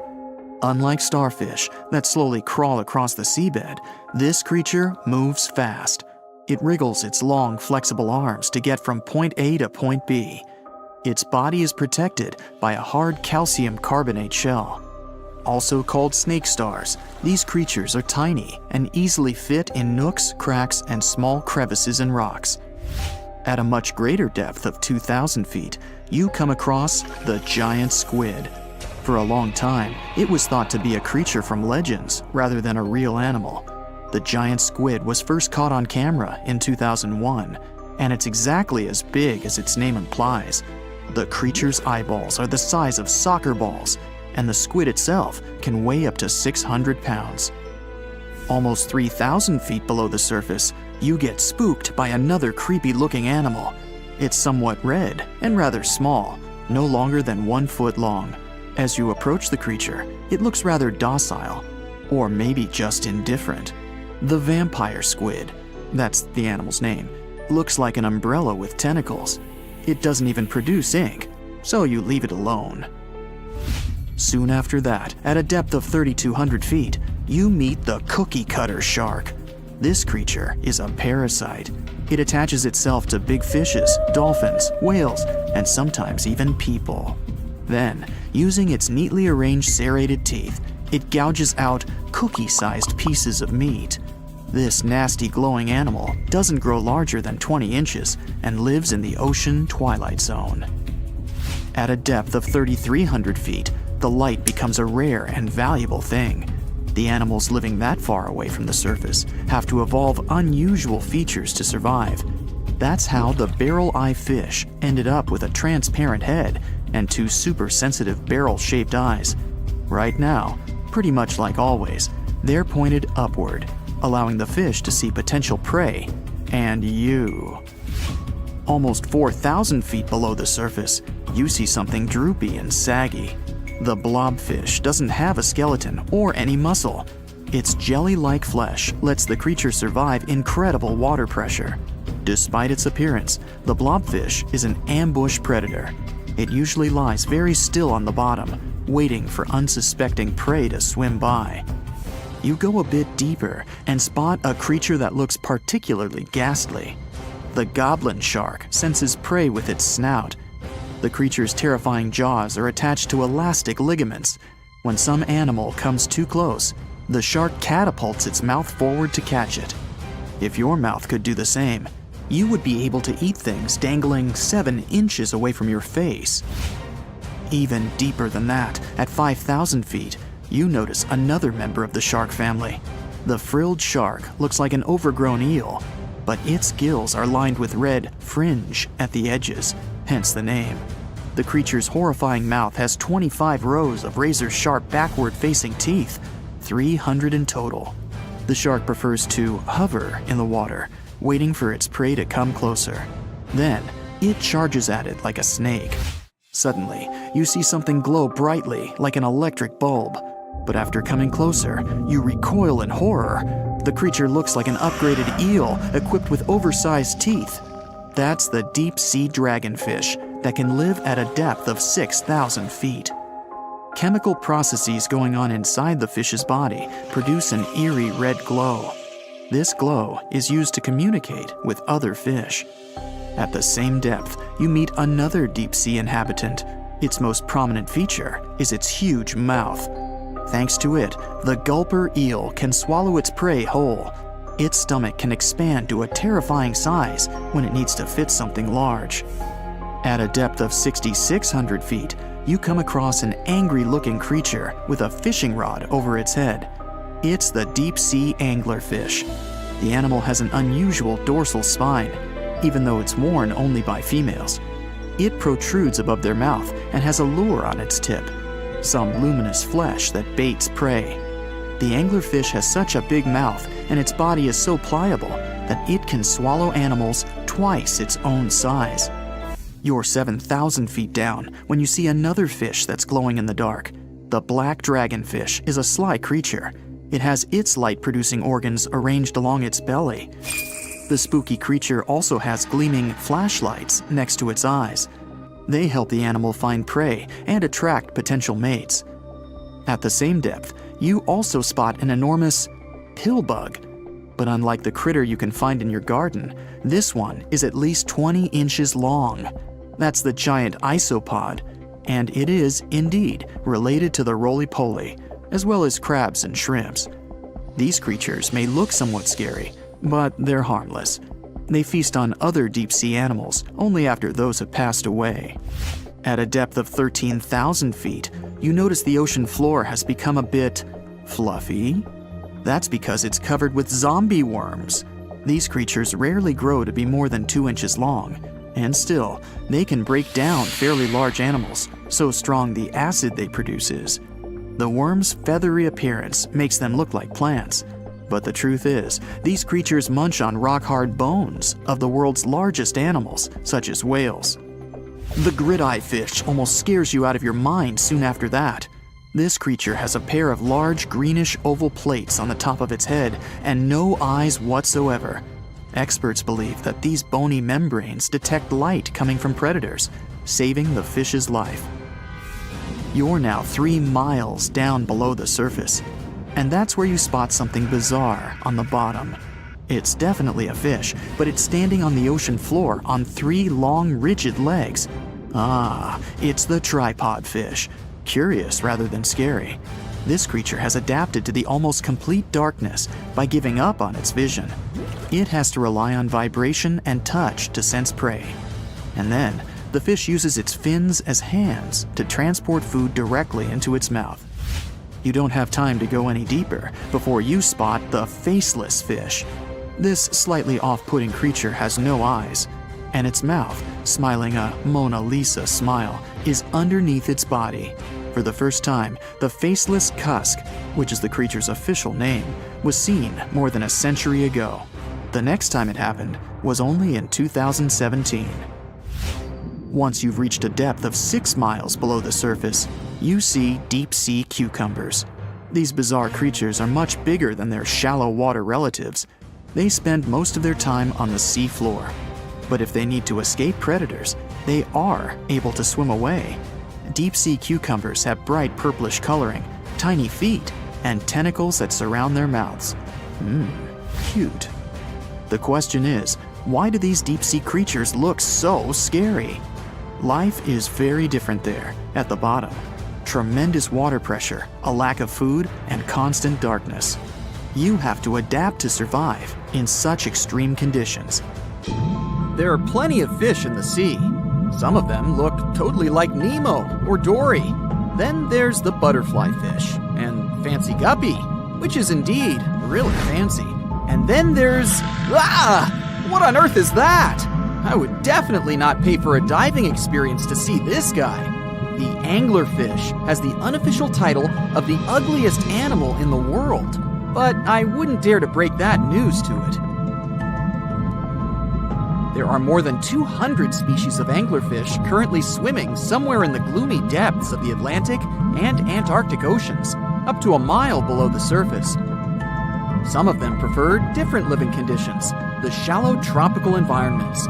Different kinds of anglerfish vary in shape and size, from the famous black sea devil to frogfish, monkfish, footballfish, goosefish, batfish, and sea toad. The larger ones can be half as long as a full-sized bed, but most are less than a foot long. Since the choice of meals where these guys live isn't that huge, they had to come up with a unique hunting strategy. They don't waste their priceless life energy on following prospective prey. Instead, they use a piece of dorsal spine that sticks above their mouths like a fishing pole, hence the name of the fish. There's a sac of bioluminescent bacteria that glows brightly in the dark at the end of that rod. The light lures prey, and all the anglerfish has to do is wait, and then enjoy its lunch delivered right to its mouth. Their bodies are pliable and huge, so they can easily swallow prey twice their size. Deep-sea anglerfish eat whatever they can find. Species that live in more shallow water aren't picky either, and can eat anything from shrimp to snails and small fish. Only female anglerfish have the cool fishing rod feature though. So what about their males? Finding a soulmate deep under the sea isn't that easy. I mean, literally, there's no light down there. Plus, there are frigid temperatures and low oxygen levels. Anglerfish can't afford to go on many dates in those conditions, so they mate for life. And before you go aw about it, I have to tell you, they do it in quite a special way. Male anglerfish are much smaller than their ladies. The contrast is so striking that when researchers first got interested in their love life, they thought those males were actually the offspring, or larvae, hanging out next to their moms. Certain anglerfish male species have receptors that alert them that there's a female nearby. After they mate, the male bites into his woman and stays attached to her head, belly, near her tail, and other areas he can access. While they morph together forever, the female fish gets the male's cells, DNA, and reproductive organs, but loses her immune response cells. The male gets free permanent housing and nutrition. Given the current real estate prices, it sounds like a dream. But that accommodation is shared by up to 8 males, and they can't move out if they ever feel like it.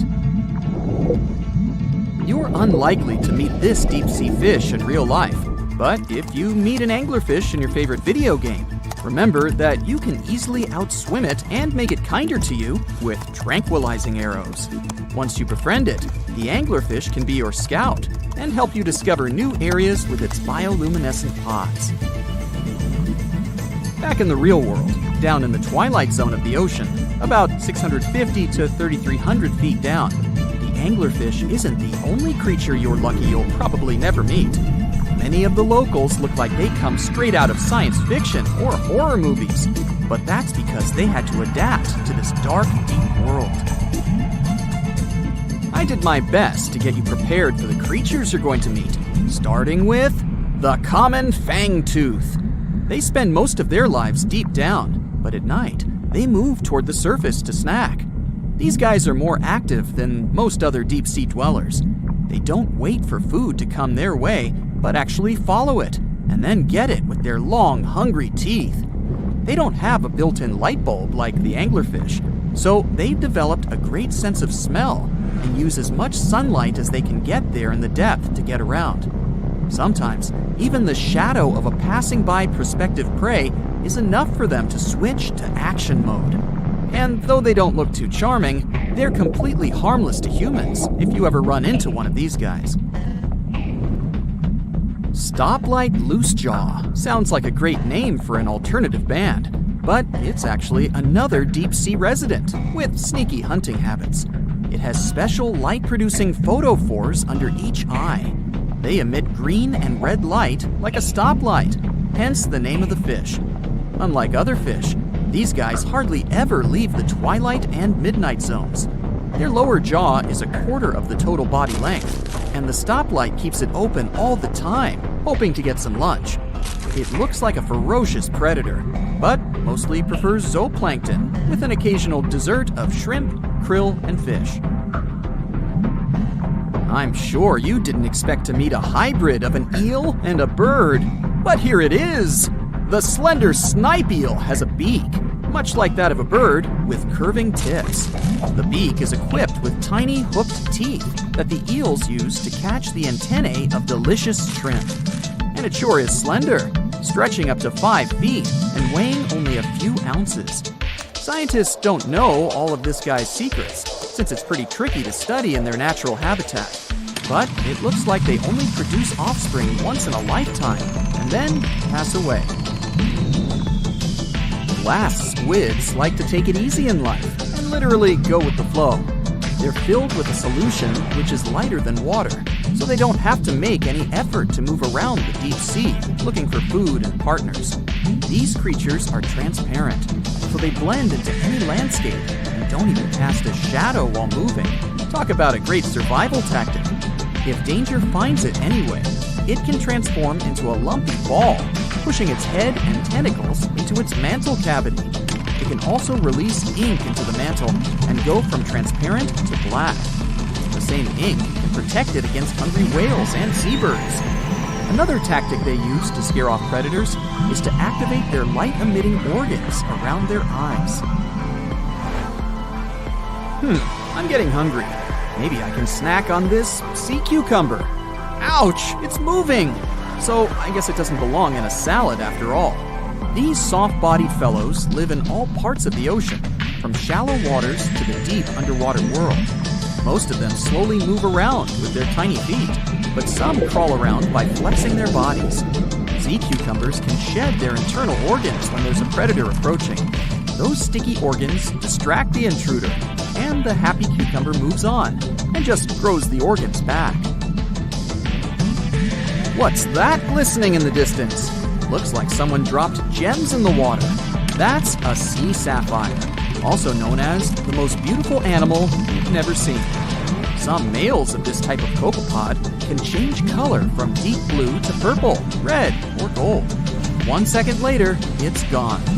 And it's back, shimmering bright. The secret to this magic is that their bodies are transparent, and reflect light differently at certain angles. It looks like it's their way of communicating between each other and attracting mates. Female sea sapphires don't have the same superpower, but their eyes are bigger compared to males, probably to spot them from a distance. Males roam wild and free, and their ladies stay in the crystal palaces of strange barrel-shaped jellies called salps. It looks like a prehistoric creature that came from the time of dinosaurs. This scary beast is called the basking shark. It can grow up to 39 feet. People have only reported 3 of them in the past 160 years. The last sighting was in 2015, and before that, about 80 years ago. These sharks sometimes rise to the surface to filter out small animals, such as shrimps and other small crustaceans, when they want to have a nice, tasty seafood dinner. But when there isn't enough grub at the surface, they go down to the depths of almost 3,300 feet, where they tend to stay for months, which is something researchers discovered using satellite tags. Tag, you're it! Now, basking sharks like to spend their time in more temperate waters, but they can migrate long distances. They live across the globe, but in warm tropical or subtropical areas, they won't go near the surface because they're not fans of high temperatures. The lion's mane jellyfish is not that rare, but it's fascinating how large it is. It's the biggest among jellyfish species and the longest animal. Its total length can reach 120 feet. That's approximately 23 feet more than the longest blue whale scientists know about. The jellyfish has around 70 to 150 tentacles, and they all contain huge amounts of neurotoxins that can seriously harm you if you come in contact with the animal. But people don't usually come across this type of jellyfish because it rarely lives near the coast, preferring the open ocean. Generally, you can find the lion's mane jellyfish no deeper than 65 feet below the surface, where it dines on small fishes, zooplankton, and some other types of jellyfish. It uses its tentacles to catch its value male. Hey, you want fries with that? The giant phantom jelly comes out of the darkness and depths of the ocean's midnight zone. Its sun-hat-shaped bell reaches over 3 feet across. This bell trails 4 ribbon-like mouth arms that can be up to 33 feet long. This quite rare creature uses its mouth arms to catch unfortunate animals swimming around and not knowing what's coming for them. Giant phantom jelly propels itself through the water with periodic pulses coming from its orange head. It glows faintly and mysteriously in the pitch-black depths. It lives across the globe in all the oceans except for the Arctic. I'm guessing it's too cold. Because of its odd shape, people often call the oarfish the dragonfish or sea serpent. It's about 26 feet long, which makes it the longest bony fish we know about, and lives at depths of 3,300 feet. Oarfish spend most of their time in the deep, dark parts of the open ocean in tropical and subtropical areas. They almost never come to the surface, unless, invited. It's a ribbon-shaped and shiny silver creature with a long red dorsal fin and red oar-like pelvic fins. Its body has no scales and is very thin. The fish can grow to a length of about 30 feet and weigh 660 pounds. Oarfish have really big eyes that help them see better in their dark, scary surroundings. The frilled shark is definitely one of the gnarliest-looking marine animals out there. If you saw it somewhere, you'd probably think you went back to the age of dinosaurs. Yup, the frilled shark is a prehistoric creature because its roots go back 80 million years. This living fossil can grow to be 7 feet long. It got its name from its frilly gills. Even though frilled sharks have the shark part in their name, they swim similar to an eel in a distinctly serpentine way. Its mouth is terrifying. Similar to the maw of the great white shark, it has 300 trident-shaped teeth lined in 25 rows. Hey, come a little closer, huh? Researchers discovered this creature in the 19th century, but people rarely see it, and no wonder. It usually lives at depths of between 390 and 4,200 feet. Most of the time, the frilled shark feeds on squid, swallowing them whole. Its long jaws allowed the frilled shark to gape extra wide and swallow animals half as long as its entire body. Goblin sharks are very rare. Researchers have spotted fewer than 50 of them in more than 120 years. But maybe that's for the best, since we're talking about a pretty scary fella with a narrow snout and sharp teeth. It's also capable of thrusting its entire jaw outward when it wants to catch something. Sounds familiar. As it's lurking through the dark depths of the ocean, a goblin shark sees a small squid that looks quite yummy. The dangerous animal inches toward the squid. When the poor creature notices the predator, it tries to dart away, but it's too late. The shark has already thrust its jaw the whole 3 inches out of its mouth. This jaw is connected to the flaps of skin the shark can unfold. This helps a lot because the goblin shark is a sluggish animal, so it's pretty hard for it to chase its food. After finishing its lunch, the goblin shark puts its jaw back in its mouth and swims away as if nothing's happened. Goblin sharks mostly live at the bottom of the ocean. Like many other shark species, they prefer swimming alone. Here's a silver-colored creature with very rough skin. That's the ocean sunfish, with a total length of almost 11 feet. Its other name is mola. The ocean sunfish is the heaviest of all bony fish out there. People sometimes call it a swimming head because of its bizarre appearance. These creatures have such a weird shape because they're born with a back fin that never actually grows. It just folds into itself as the animal matures and creates a rounded rudder. The sunfish is a bit clumsy. It moves with the help of its mighty fins that allow the animal to swim on its side. This marine inhabitant is a solitary creature. It mostly feeds on zooplankton and jellyfish. The spotted wobbegong is one of the world's rarest sharks. It grows to be more than 10 feet long. It may not look as terrifying as some of its shark relatives, but it's pretty good at catching unsuspecting animals swimming past, mostly during the night. The animal has a spiracle, which is why it can breathe while staying still at the bottom of the ocean. It's motionless most of the time, which is why you can barely notice it. Its flat body and large pelvic and pectoral fins blend in with the underwater terrain. That's why they're so good at hiding. This ability helps when these sharks want to protect themselves too. Wobbegong means carpet shark. They usually live close to the ocean floor in coral reefs, on sandy bottoms, and under piers. People have even spotted the shark in the water that is barely deep enough to cover its flattened body. Now, blobfish lack teeth and bones, so they can't actively hunt. Since they don't have much muscle mass, they can barely move around. Hey, I had a roommate like that once. They get their energy from animals they scoop up from the seafloor. They also know how to conserve this energy. That's how it usually goes with deep-sea creatures. They don't have as much food as those animals that swim closer to the surface. Instead, they have special body mechanisms that allow them to save energy for the times when they don't have much to eat. Pressure at the depths where the blobfish lives is 120 times as high as that at the surface. That's why the bizarre creature looks like a weird gelatinous mass only when you bring it up to the surface. The pressure here is not strong enough to keep its body together. Hey, breaking up is hard to do. The white margin stargazer could compete with the blobfish for the title of the ugliest animal in the sea, don't you think? Now, this animal has eyes on the top of its head, together with an upward-facing mouth which the creature uses to hide itself in the sand. That's where it spends most of its time, with only its eyes protruding from the sand. It chills this way until some small animal passes by. It can lunge at its target incredibly quickly, literally within milliseconds. This creates a vacuum in the water that pulls in a crab, fish, or some other small, unfortunate animal. Another tactic involves venom.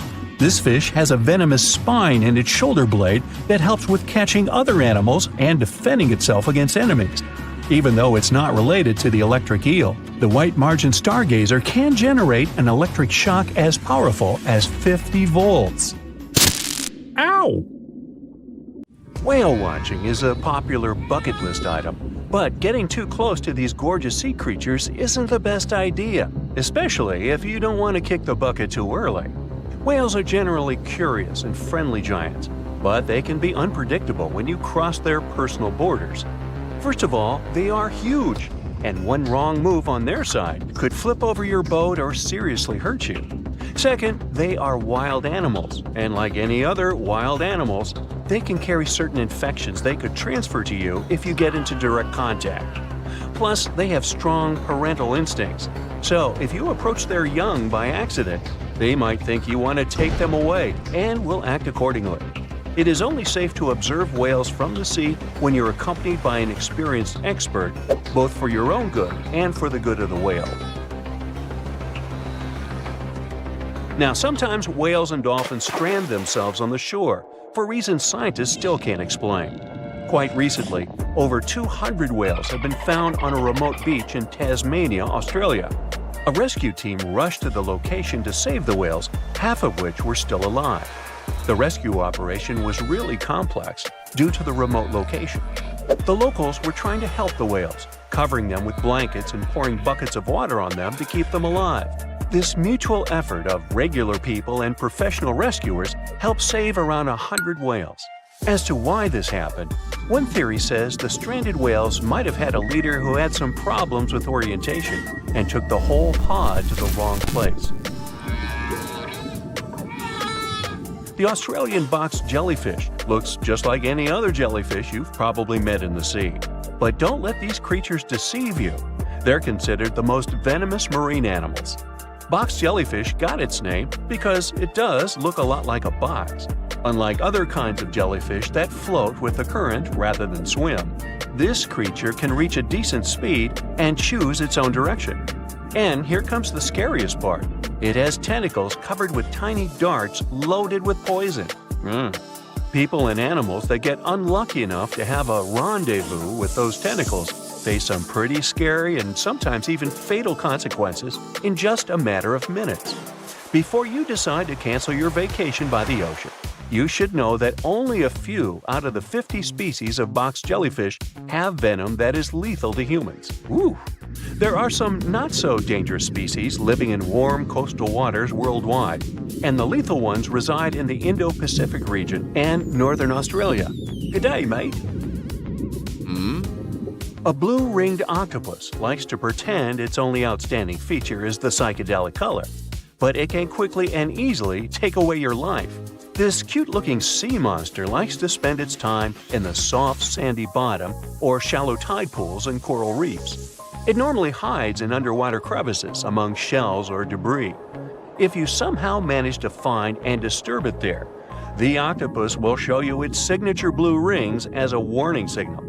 And if you don't get the hint, it will introduce you to its other signature feature, a venom 1,000 times more powerful than cyanide. One octopus has enough of it to do away with 26 people within minutes. This venom is more toxic than that of land mammals. The octopus normally uses it to hunt crabs, shrimp, and small fish by pecking them with its beak and paralyzing them. The same can happen to a human victim. You'll unlikely even feel the bite until it's too late. The good news is that there have been no known cases of such incidents since the 1960s. If you don't disturb the blue ring octopus, it will never attack you first. If you enjoy picking shells on the beach, make sure the ones you collect don't belong to a cone snail. It's nothing like its relatives living on land and eating fresh leaves and bark. There are over 500 species of this venomous sea creature, and a few that can really hurt you. These little snails are extremely vicious, just like Jimmy from 3rd grade. They inject their venom through a harpoon-like tooth. The consequences of this injection can be quite terrible for you. Now, are you afraid of snakes? Well, I have some bad news for you. You can't escape them even in the water. Certain kinds of these creatures have adapted to live both on land and in the sea, especially in the warm waters of the Indian and Pacific Oceans. All the species we know so far are venomous, and sometimes an encounter with them can be super dangerous. The good news is that they only bite if you disturb them. So the safest way to go is in the opposite direction of these slithery sea creatures. Not only venomous sea creatures present a danger to you while you're in the water. Strong earthquakes sometimes cause the formation of massive ocean waves. If they head ashore, they hardly leave anything intact in their way. You know this dangerous sea phenomenon as a tsunami. There is also another type of this natural disaster called a meteotsunami. They're caused by rapid storm systems and pressure changes above the open water. A powerful storm can generate a whole wall of water. Sometimes this wall grows several feet high while it moves through a shallow continental shelf, inlets, or bays.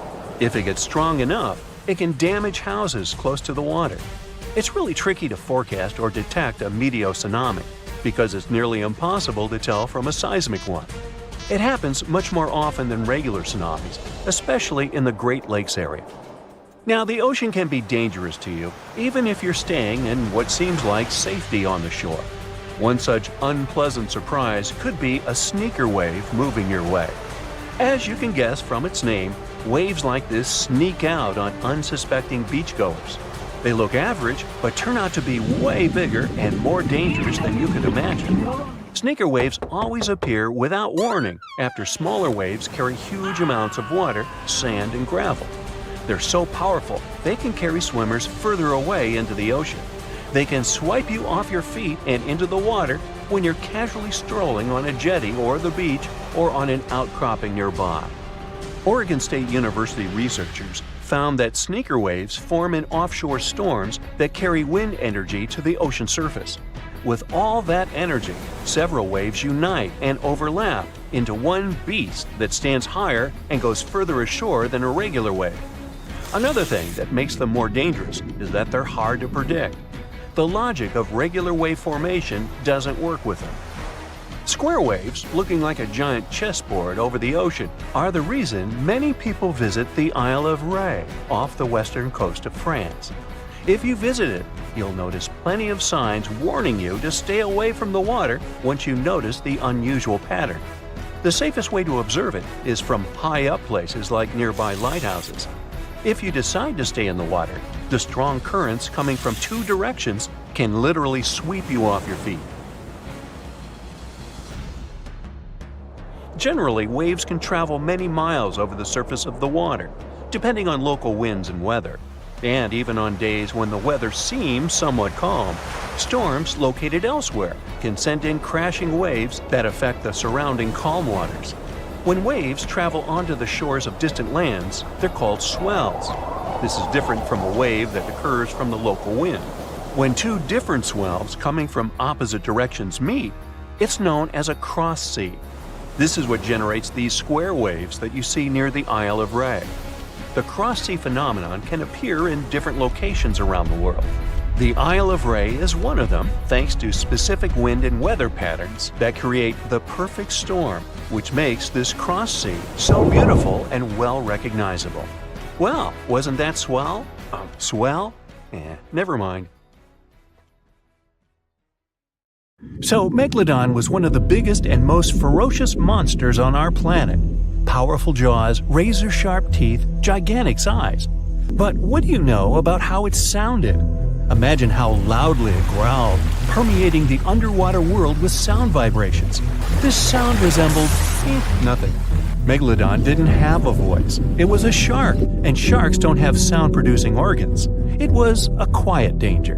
But despite its muteness, yes, that is a word, you could have still heard it. Come with me. Now you're underwater, clenching your fist, raising your hand, and quickly bringing it down. Now imagine that you have a big submarine instead of a fist and hear the water flowing around the smooth surface of the hull. That's what a megalodon sounded like. When this monster was swimming out to the surface and opening its jaws, it sounded like a waterfall. The giant shark swam at high speed. When the water was passing through its mouth and gills, it sounded like a flowing river, a fast, powerful river. Megalodon had no voice, only the scary sound of flowing water. Other ancient fish could make sounds, but you would hardly hear them. Whales, dolphins, and their distant ancestors are not counted because they're mammals. Fish communicated at frequencies elusive to human ears. They still have this ability, but in most, the ocean was and is a pretty quiet place. So let's get out on ancient lands and check what was going on with the sounds there. Thanks to modern technologies, scientists can analyze the sounds of many ancient animals. Using CT scans, they found that some dinosaurs had complex systems of small open pockets in their skulls. They used these winding cranial mazes to reproduce a wide range of sounds and regulate body temperature, and people have managed to hear them. An ancient bird that lived 79 to 140 million years ago, Pegasus, sounded similar to some farm birds like duck and geese. But the ancient creature probably screamed in a scarier way. Scientists found this out thanks to the Syrinx fossil they discovered in 2016 in Antarctica. It's the oldest known vocal organ in the world. It helped Vegasus make a double humming sound coming from the left and right sides of the Syrinx. Imagine a duck and goose screaming. Increase the volume several times. Perhaps that's what its distant ancestors sound like. As for other flying reptiles like the pterodactyl, it couldn't scream like Vegasus because it didn't have a syrinx. These winged monsters could growl, hiss, and snap their beaks, and this was their most effective sound. Remember any tall basketball player. The skull of the pterodactyl was slightly longer than their height. Just imagine what a noise the dinosaur created when it was snapping its powerful beak. The clicking sound could deafen and frighten other ancient creatures nearby. Now, you probably know what a Tyrannosaurus sounds like, thanks to the movies. Among thousands of others, you'll recognize this prolonged roar similar to a chainsaw, vacuum cleaner, and horn. And, honestly, its roar has a lot in common with the natural sounds that this monster could make. Thanks to modern technologies and well-preserved remains, scientists managed to simulate the voice of these ancient animals. Imagine you're uploading data about a T-Rex into a program and preparing to hear an intimidating roar. You press play, and it sounds like a beat. Tyrannosaurus rex's scream was similar to birds, not mammals. But it wasn't just a beat. It used nostrils to scream, not a mouth. The hum came from the chest and resembled a siren with low bass. Maybe it sounded a lot more intimidating than what we saw in the movies. It was louder than all the trumpets of the symphony orchestra, and it did it only with the help of its nose. It's not known for sure whether it could growl through the mouth. You could also hear how long-necked dinosaurs sounded in the movies. Their calls were similar to those of elephants, something between a saxophone and a car horn. But in fact, these tall creatures whispered. Almost all mammals make sounds thanks to the laryngeal nerve. This nerve runs down along the neck, then goes around the blood vessels of the chest and comes back to the larynx. In short, the brain gives a signal and it passes twice the distance along the body before the sound is released from the mouth. And now, remember those long necks of dinosaurs? This was the height of a 5-story building. But the voice signal had to run a distance of 10 floors. It took too long to make this long trip, and this affected the dinosaurs' roar. So, when they wanted to make a sound, they just hissed. And it was probably similar to the sound of a giant viper. But the most detailed sounds scientists have managed to get belongs to the Parasaurolophus. You know this herbivorous dinosaur thanks to the long crest on the back of its head. We saw the dinosaur using it in movies and documentaries to fight opponents and enemies. Some scientists believed it also used the comb to drop fruits and leaves from trees. Others thought the dinosaur used it to improve its sense of smell. But it turned out that, in addition to self-defense and fighting, they used the comb to make loud and scary sounds in different keys. Scientists replicated this with fantastic accuracy, thanks to the structure of its hard tissues. Almost all living beings with a voice use soft organs to make sounds, and these soft tissues decompose quickly. Parasaurolophus had solid ones. They noticed tubes leading from the nostrils to the crest and back to the nostrils when they found the skull. It was like a crumhorn, a curved musical wind instrument. This proved the dinosaur used the crest on the back of its head to make the sounds louder. The comb allowed it to trumpet, so its relatives could hear it in the forest. They made humming sounds with low and high notes. Mix a saxophone and trumpet with a goose hum, car horns, and low frequencies, then increase the volume several times. That's what Parasaurolophus sounded like. That's also what my 4th grade band sounded like. But I digress. You can listen to different shades and timbres of this dinosaur on the internet. It used noises with different tones to create complex social connections. They could communicate, identify each other, trumpet danger, or conversely, signal their friendly intentions. Alright, we've just heard how some ancient reptiles sounded. But what about ancient insects? They didn't have vocal cords, of course.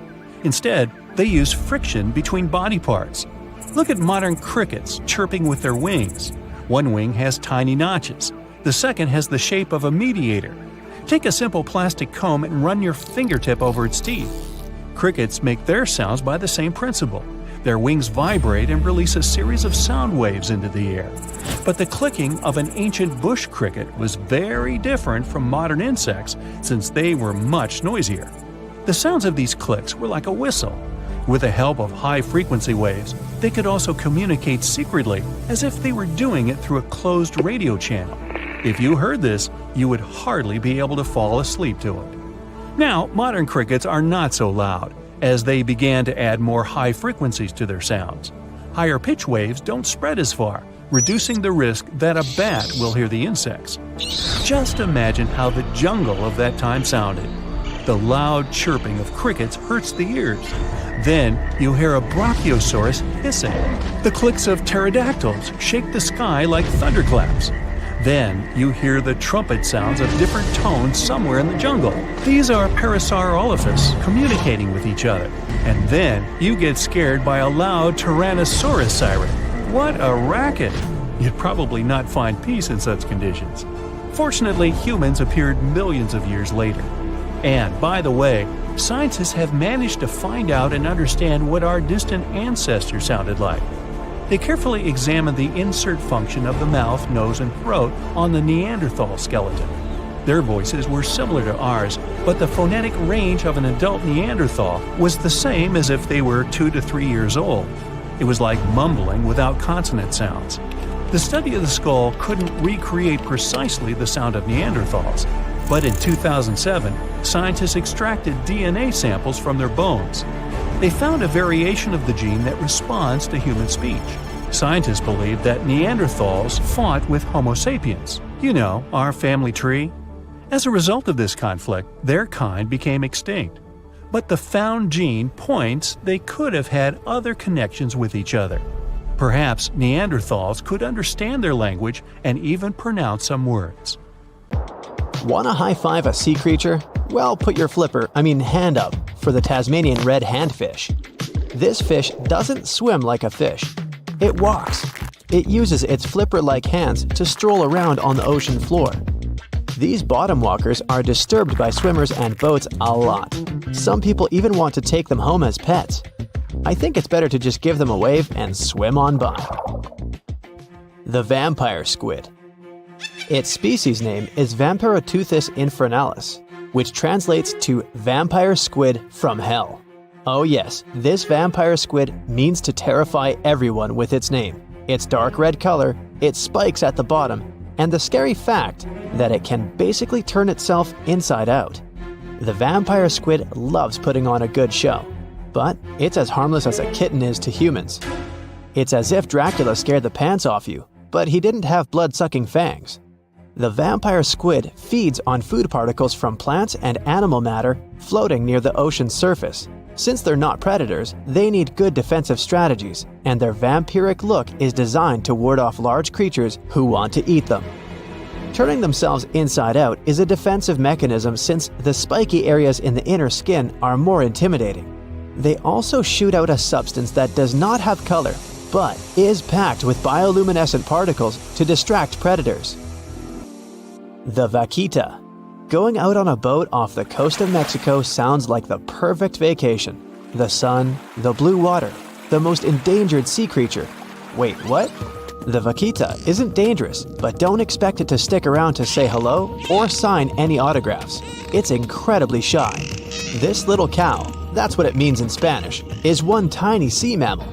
With those black markings around its eyes, it looks more like a sea panda to me. Seeing one should make you feel very special. They're on the brink of extinction, mostly because they got caught by accident in fishing nets. It's estimated that there's only 10 left in the wild. The blue dragon. This little creature looks like something out of a kid's fantasy movie. It's called the blue glaucus, casually referred to as the blue dragon or blue angel. It can be found in many places, the Atlantic, Pacific, and Indian Oceans. It's kind of a mollusk and it only grows to be about an inch long. What you think is the back is actually the mollusk's bright underbelly. It regularly floats on its back so that its blue colors help it camouflage with the water's waves. The blue dragon isn't just pretty, it's also smart. It usually feasts on Portuguese man-o'-wars, also known as Physalia physalis. The blue dragon stores their stinging cells for later use, in essence, stealing their defensive mechanisms. When the blue dragon is threatened, it releases those stinging cells it stored, directing them at an enemy to sting them with more power than the Portuguese man-o-war would have been capable of. As they can store a huge amount of stinging cells, they can be a threat to humans. So, if you find one, don't pick it up. It's best to admire it from a distance. The barrel-eye fish. If you ever wanted to have Superman's X-ray vision, looking at the barrel-eye fish will make you feel like you gained that superpower at some point in your life without even realizing it. The barrel eye has a transparent head, so you can see how their eyes and brain look inside. This magnificent creature lives in the deep sea. This is the lowest level of the ocean, where strange creatures roam in near-freezing temperatures and constant darkness. They're exposed to water's pressure that's almost 1,000 times that of the surface. If the idea of the deep sea sends a shiver down your spine, stay tuned to learn about another of its creatures later on. The barrel-eye fish can be found in the Atlantic, Pacific, and Indian Oceans. You might be wondering, why oh why would a fish have a see-through head? And that would be a fair question. Since the species was discovered in 1939, it was believed that the fish's eyes were set to see straight ahead and couldn't move. So it was assumed that they had tunnel vision. Scientists Bruce Robinson and Kim Reisenbichler from the Monterey Bay Aquarium Research Institute recently discovered that the fish can move its eyes vertically to see through the top of its translucent head, thus noticing if there are predators or prey nearby. The transparent head also allows more light to enter so they can detect prey better. It's believed that the barrel-eye fish eats jellyfish and small fish species. If you dive in the ocean at night, you might be lucky enough to see how orange ball corallomorph blooms in the dark. But make sure to be quick because as soon as you turn on your flashlight to take a good look, it will retract its tubes back into itself. The Megalodon. The whale shark isn't the biggest shark known to humans. If the entire shark species were a kingdom, the prehistoric Megalodon would be the ruler of the sea. Megalodon roamed the ocean a long time ago. About 15.9 to 2.6 million years back between the early Miocene and late Pliocene eras. While they've long been extinct, people are still amazed to learn about these gigantic sea beasts. Megalodon could reach anywhere between 45 feet to 60 feet in length with jaws more than 6 feet wide. A fossil of a tooth that once belonged to a megalodon measured at 7 inches. Needless to say, I'm pretty stoked that these guys have long been extinct. But there's still some adventurers out there hoping to meet this monster one day. The Dumbo Octopus. This adorable creature, or creepy creature, or however you want to see it, is officially called Grimpoteuthis. More casually, it's referred to as the Dumbo octopus, named after the Disney character. Though Dumbo, the elephant, not the octopus, was teased for his big ears, it's highly unlikely that this adorable octopus gets teased by its water neighbors. They are the deepest living octopuses, living in the deep sea, and you know how scary that place is. They're only about 8 inches tall and spend their days hovering just above the seafloor eating snails, worms, and other food they find in the current or near ocean vents. There are nearly 17 species of Dumbo octopus, and they all have differences in height, color, and body parts. If you can't get enough strange animals, you'll be glad to learn that the deep sea has barely been explored by humans.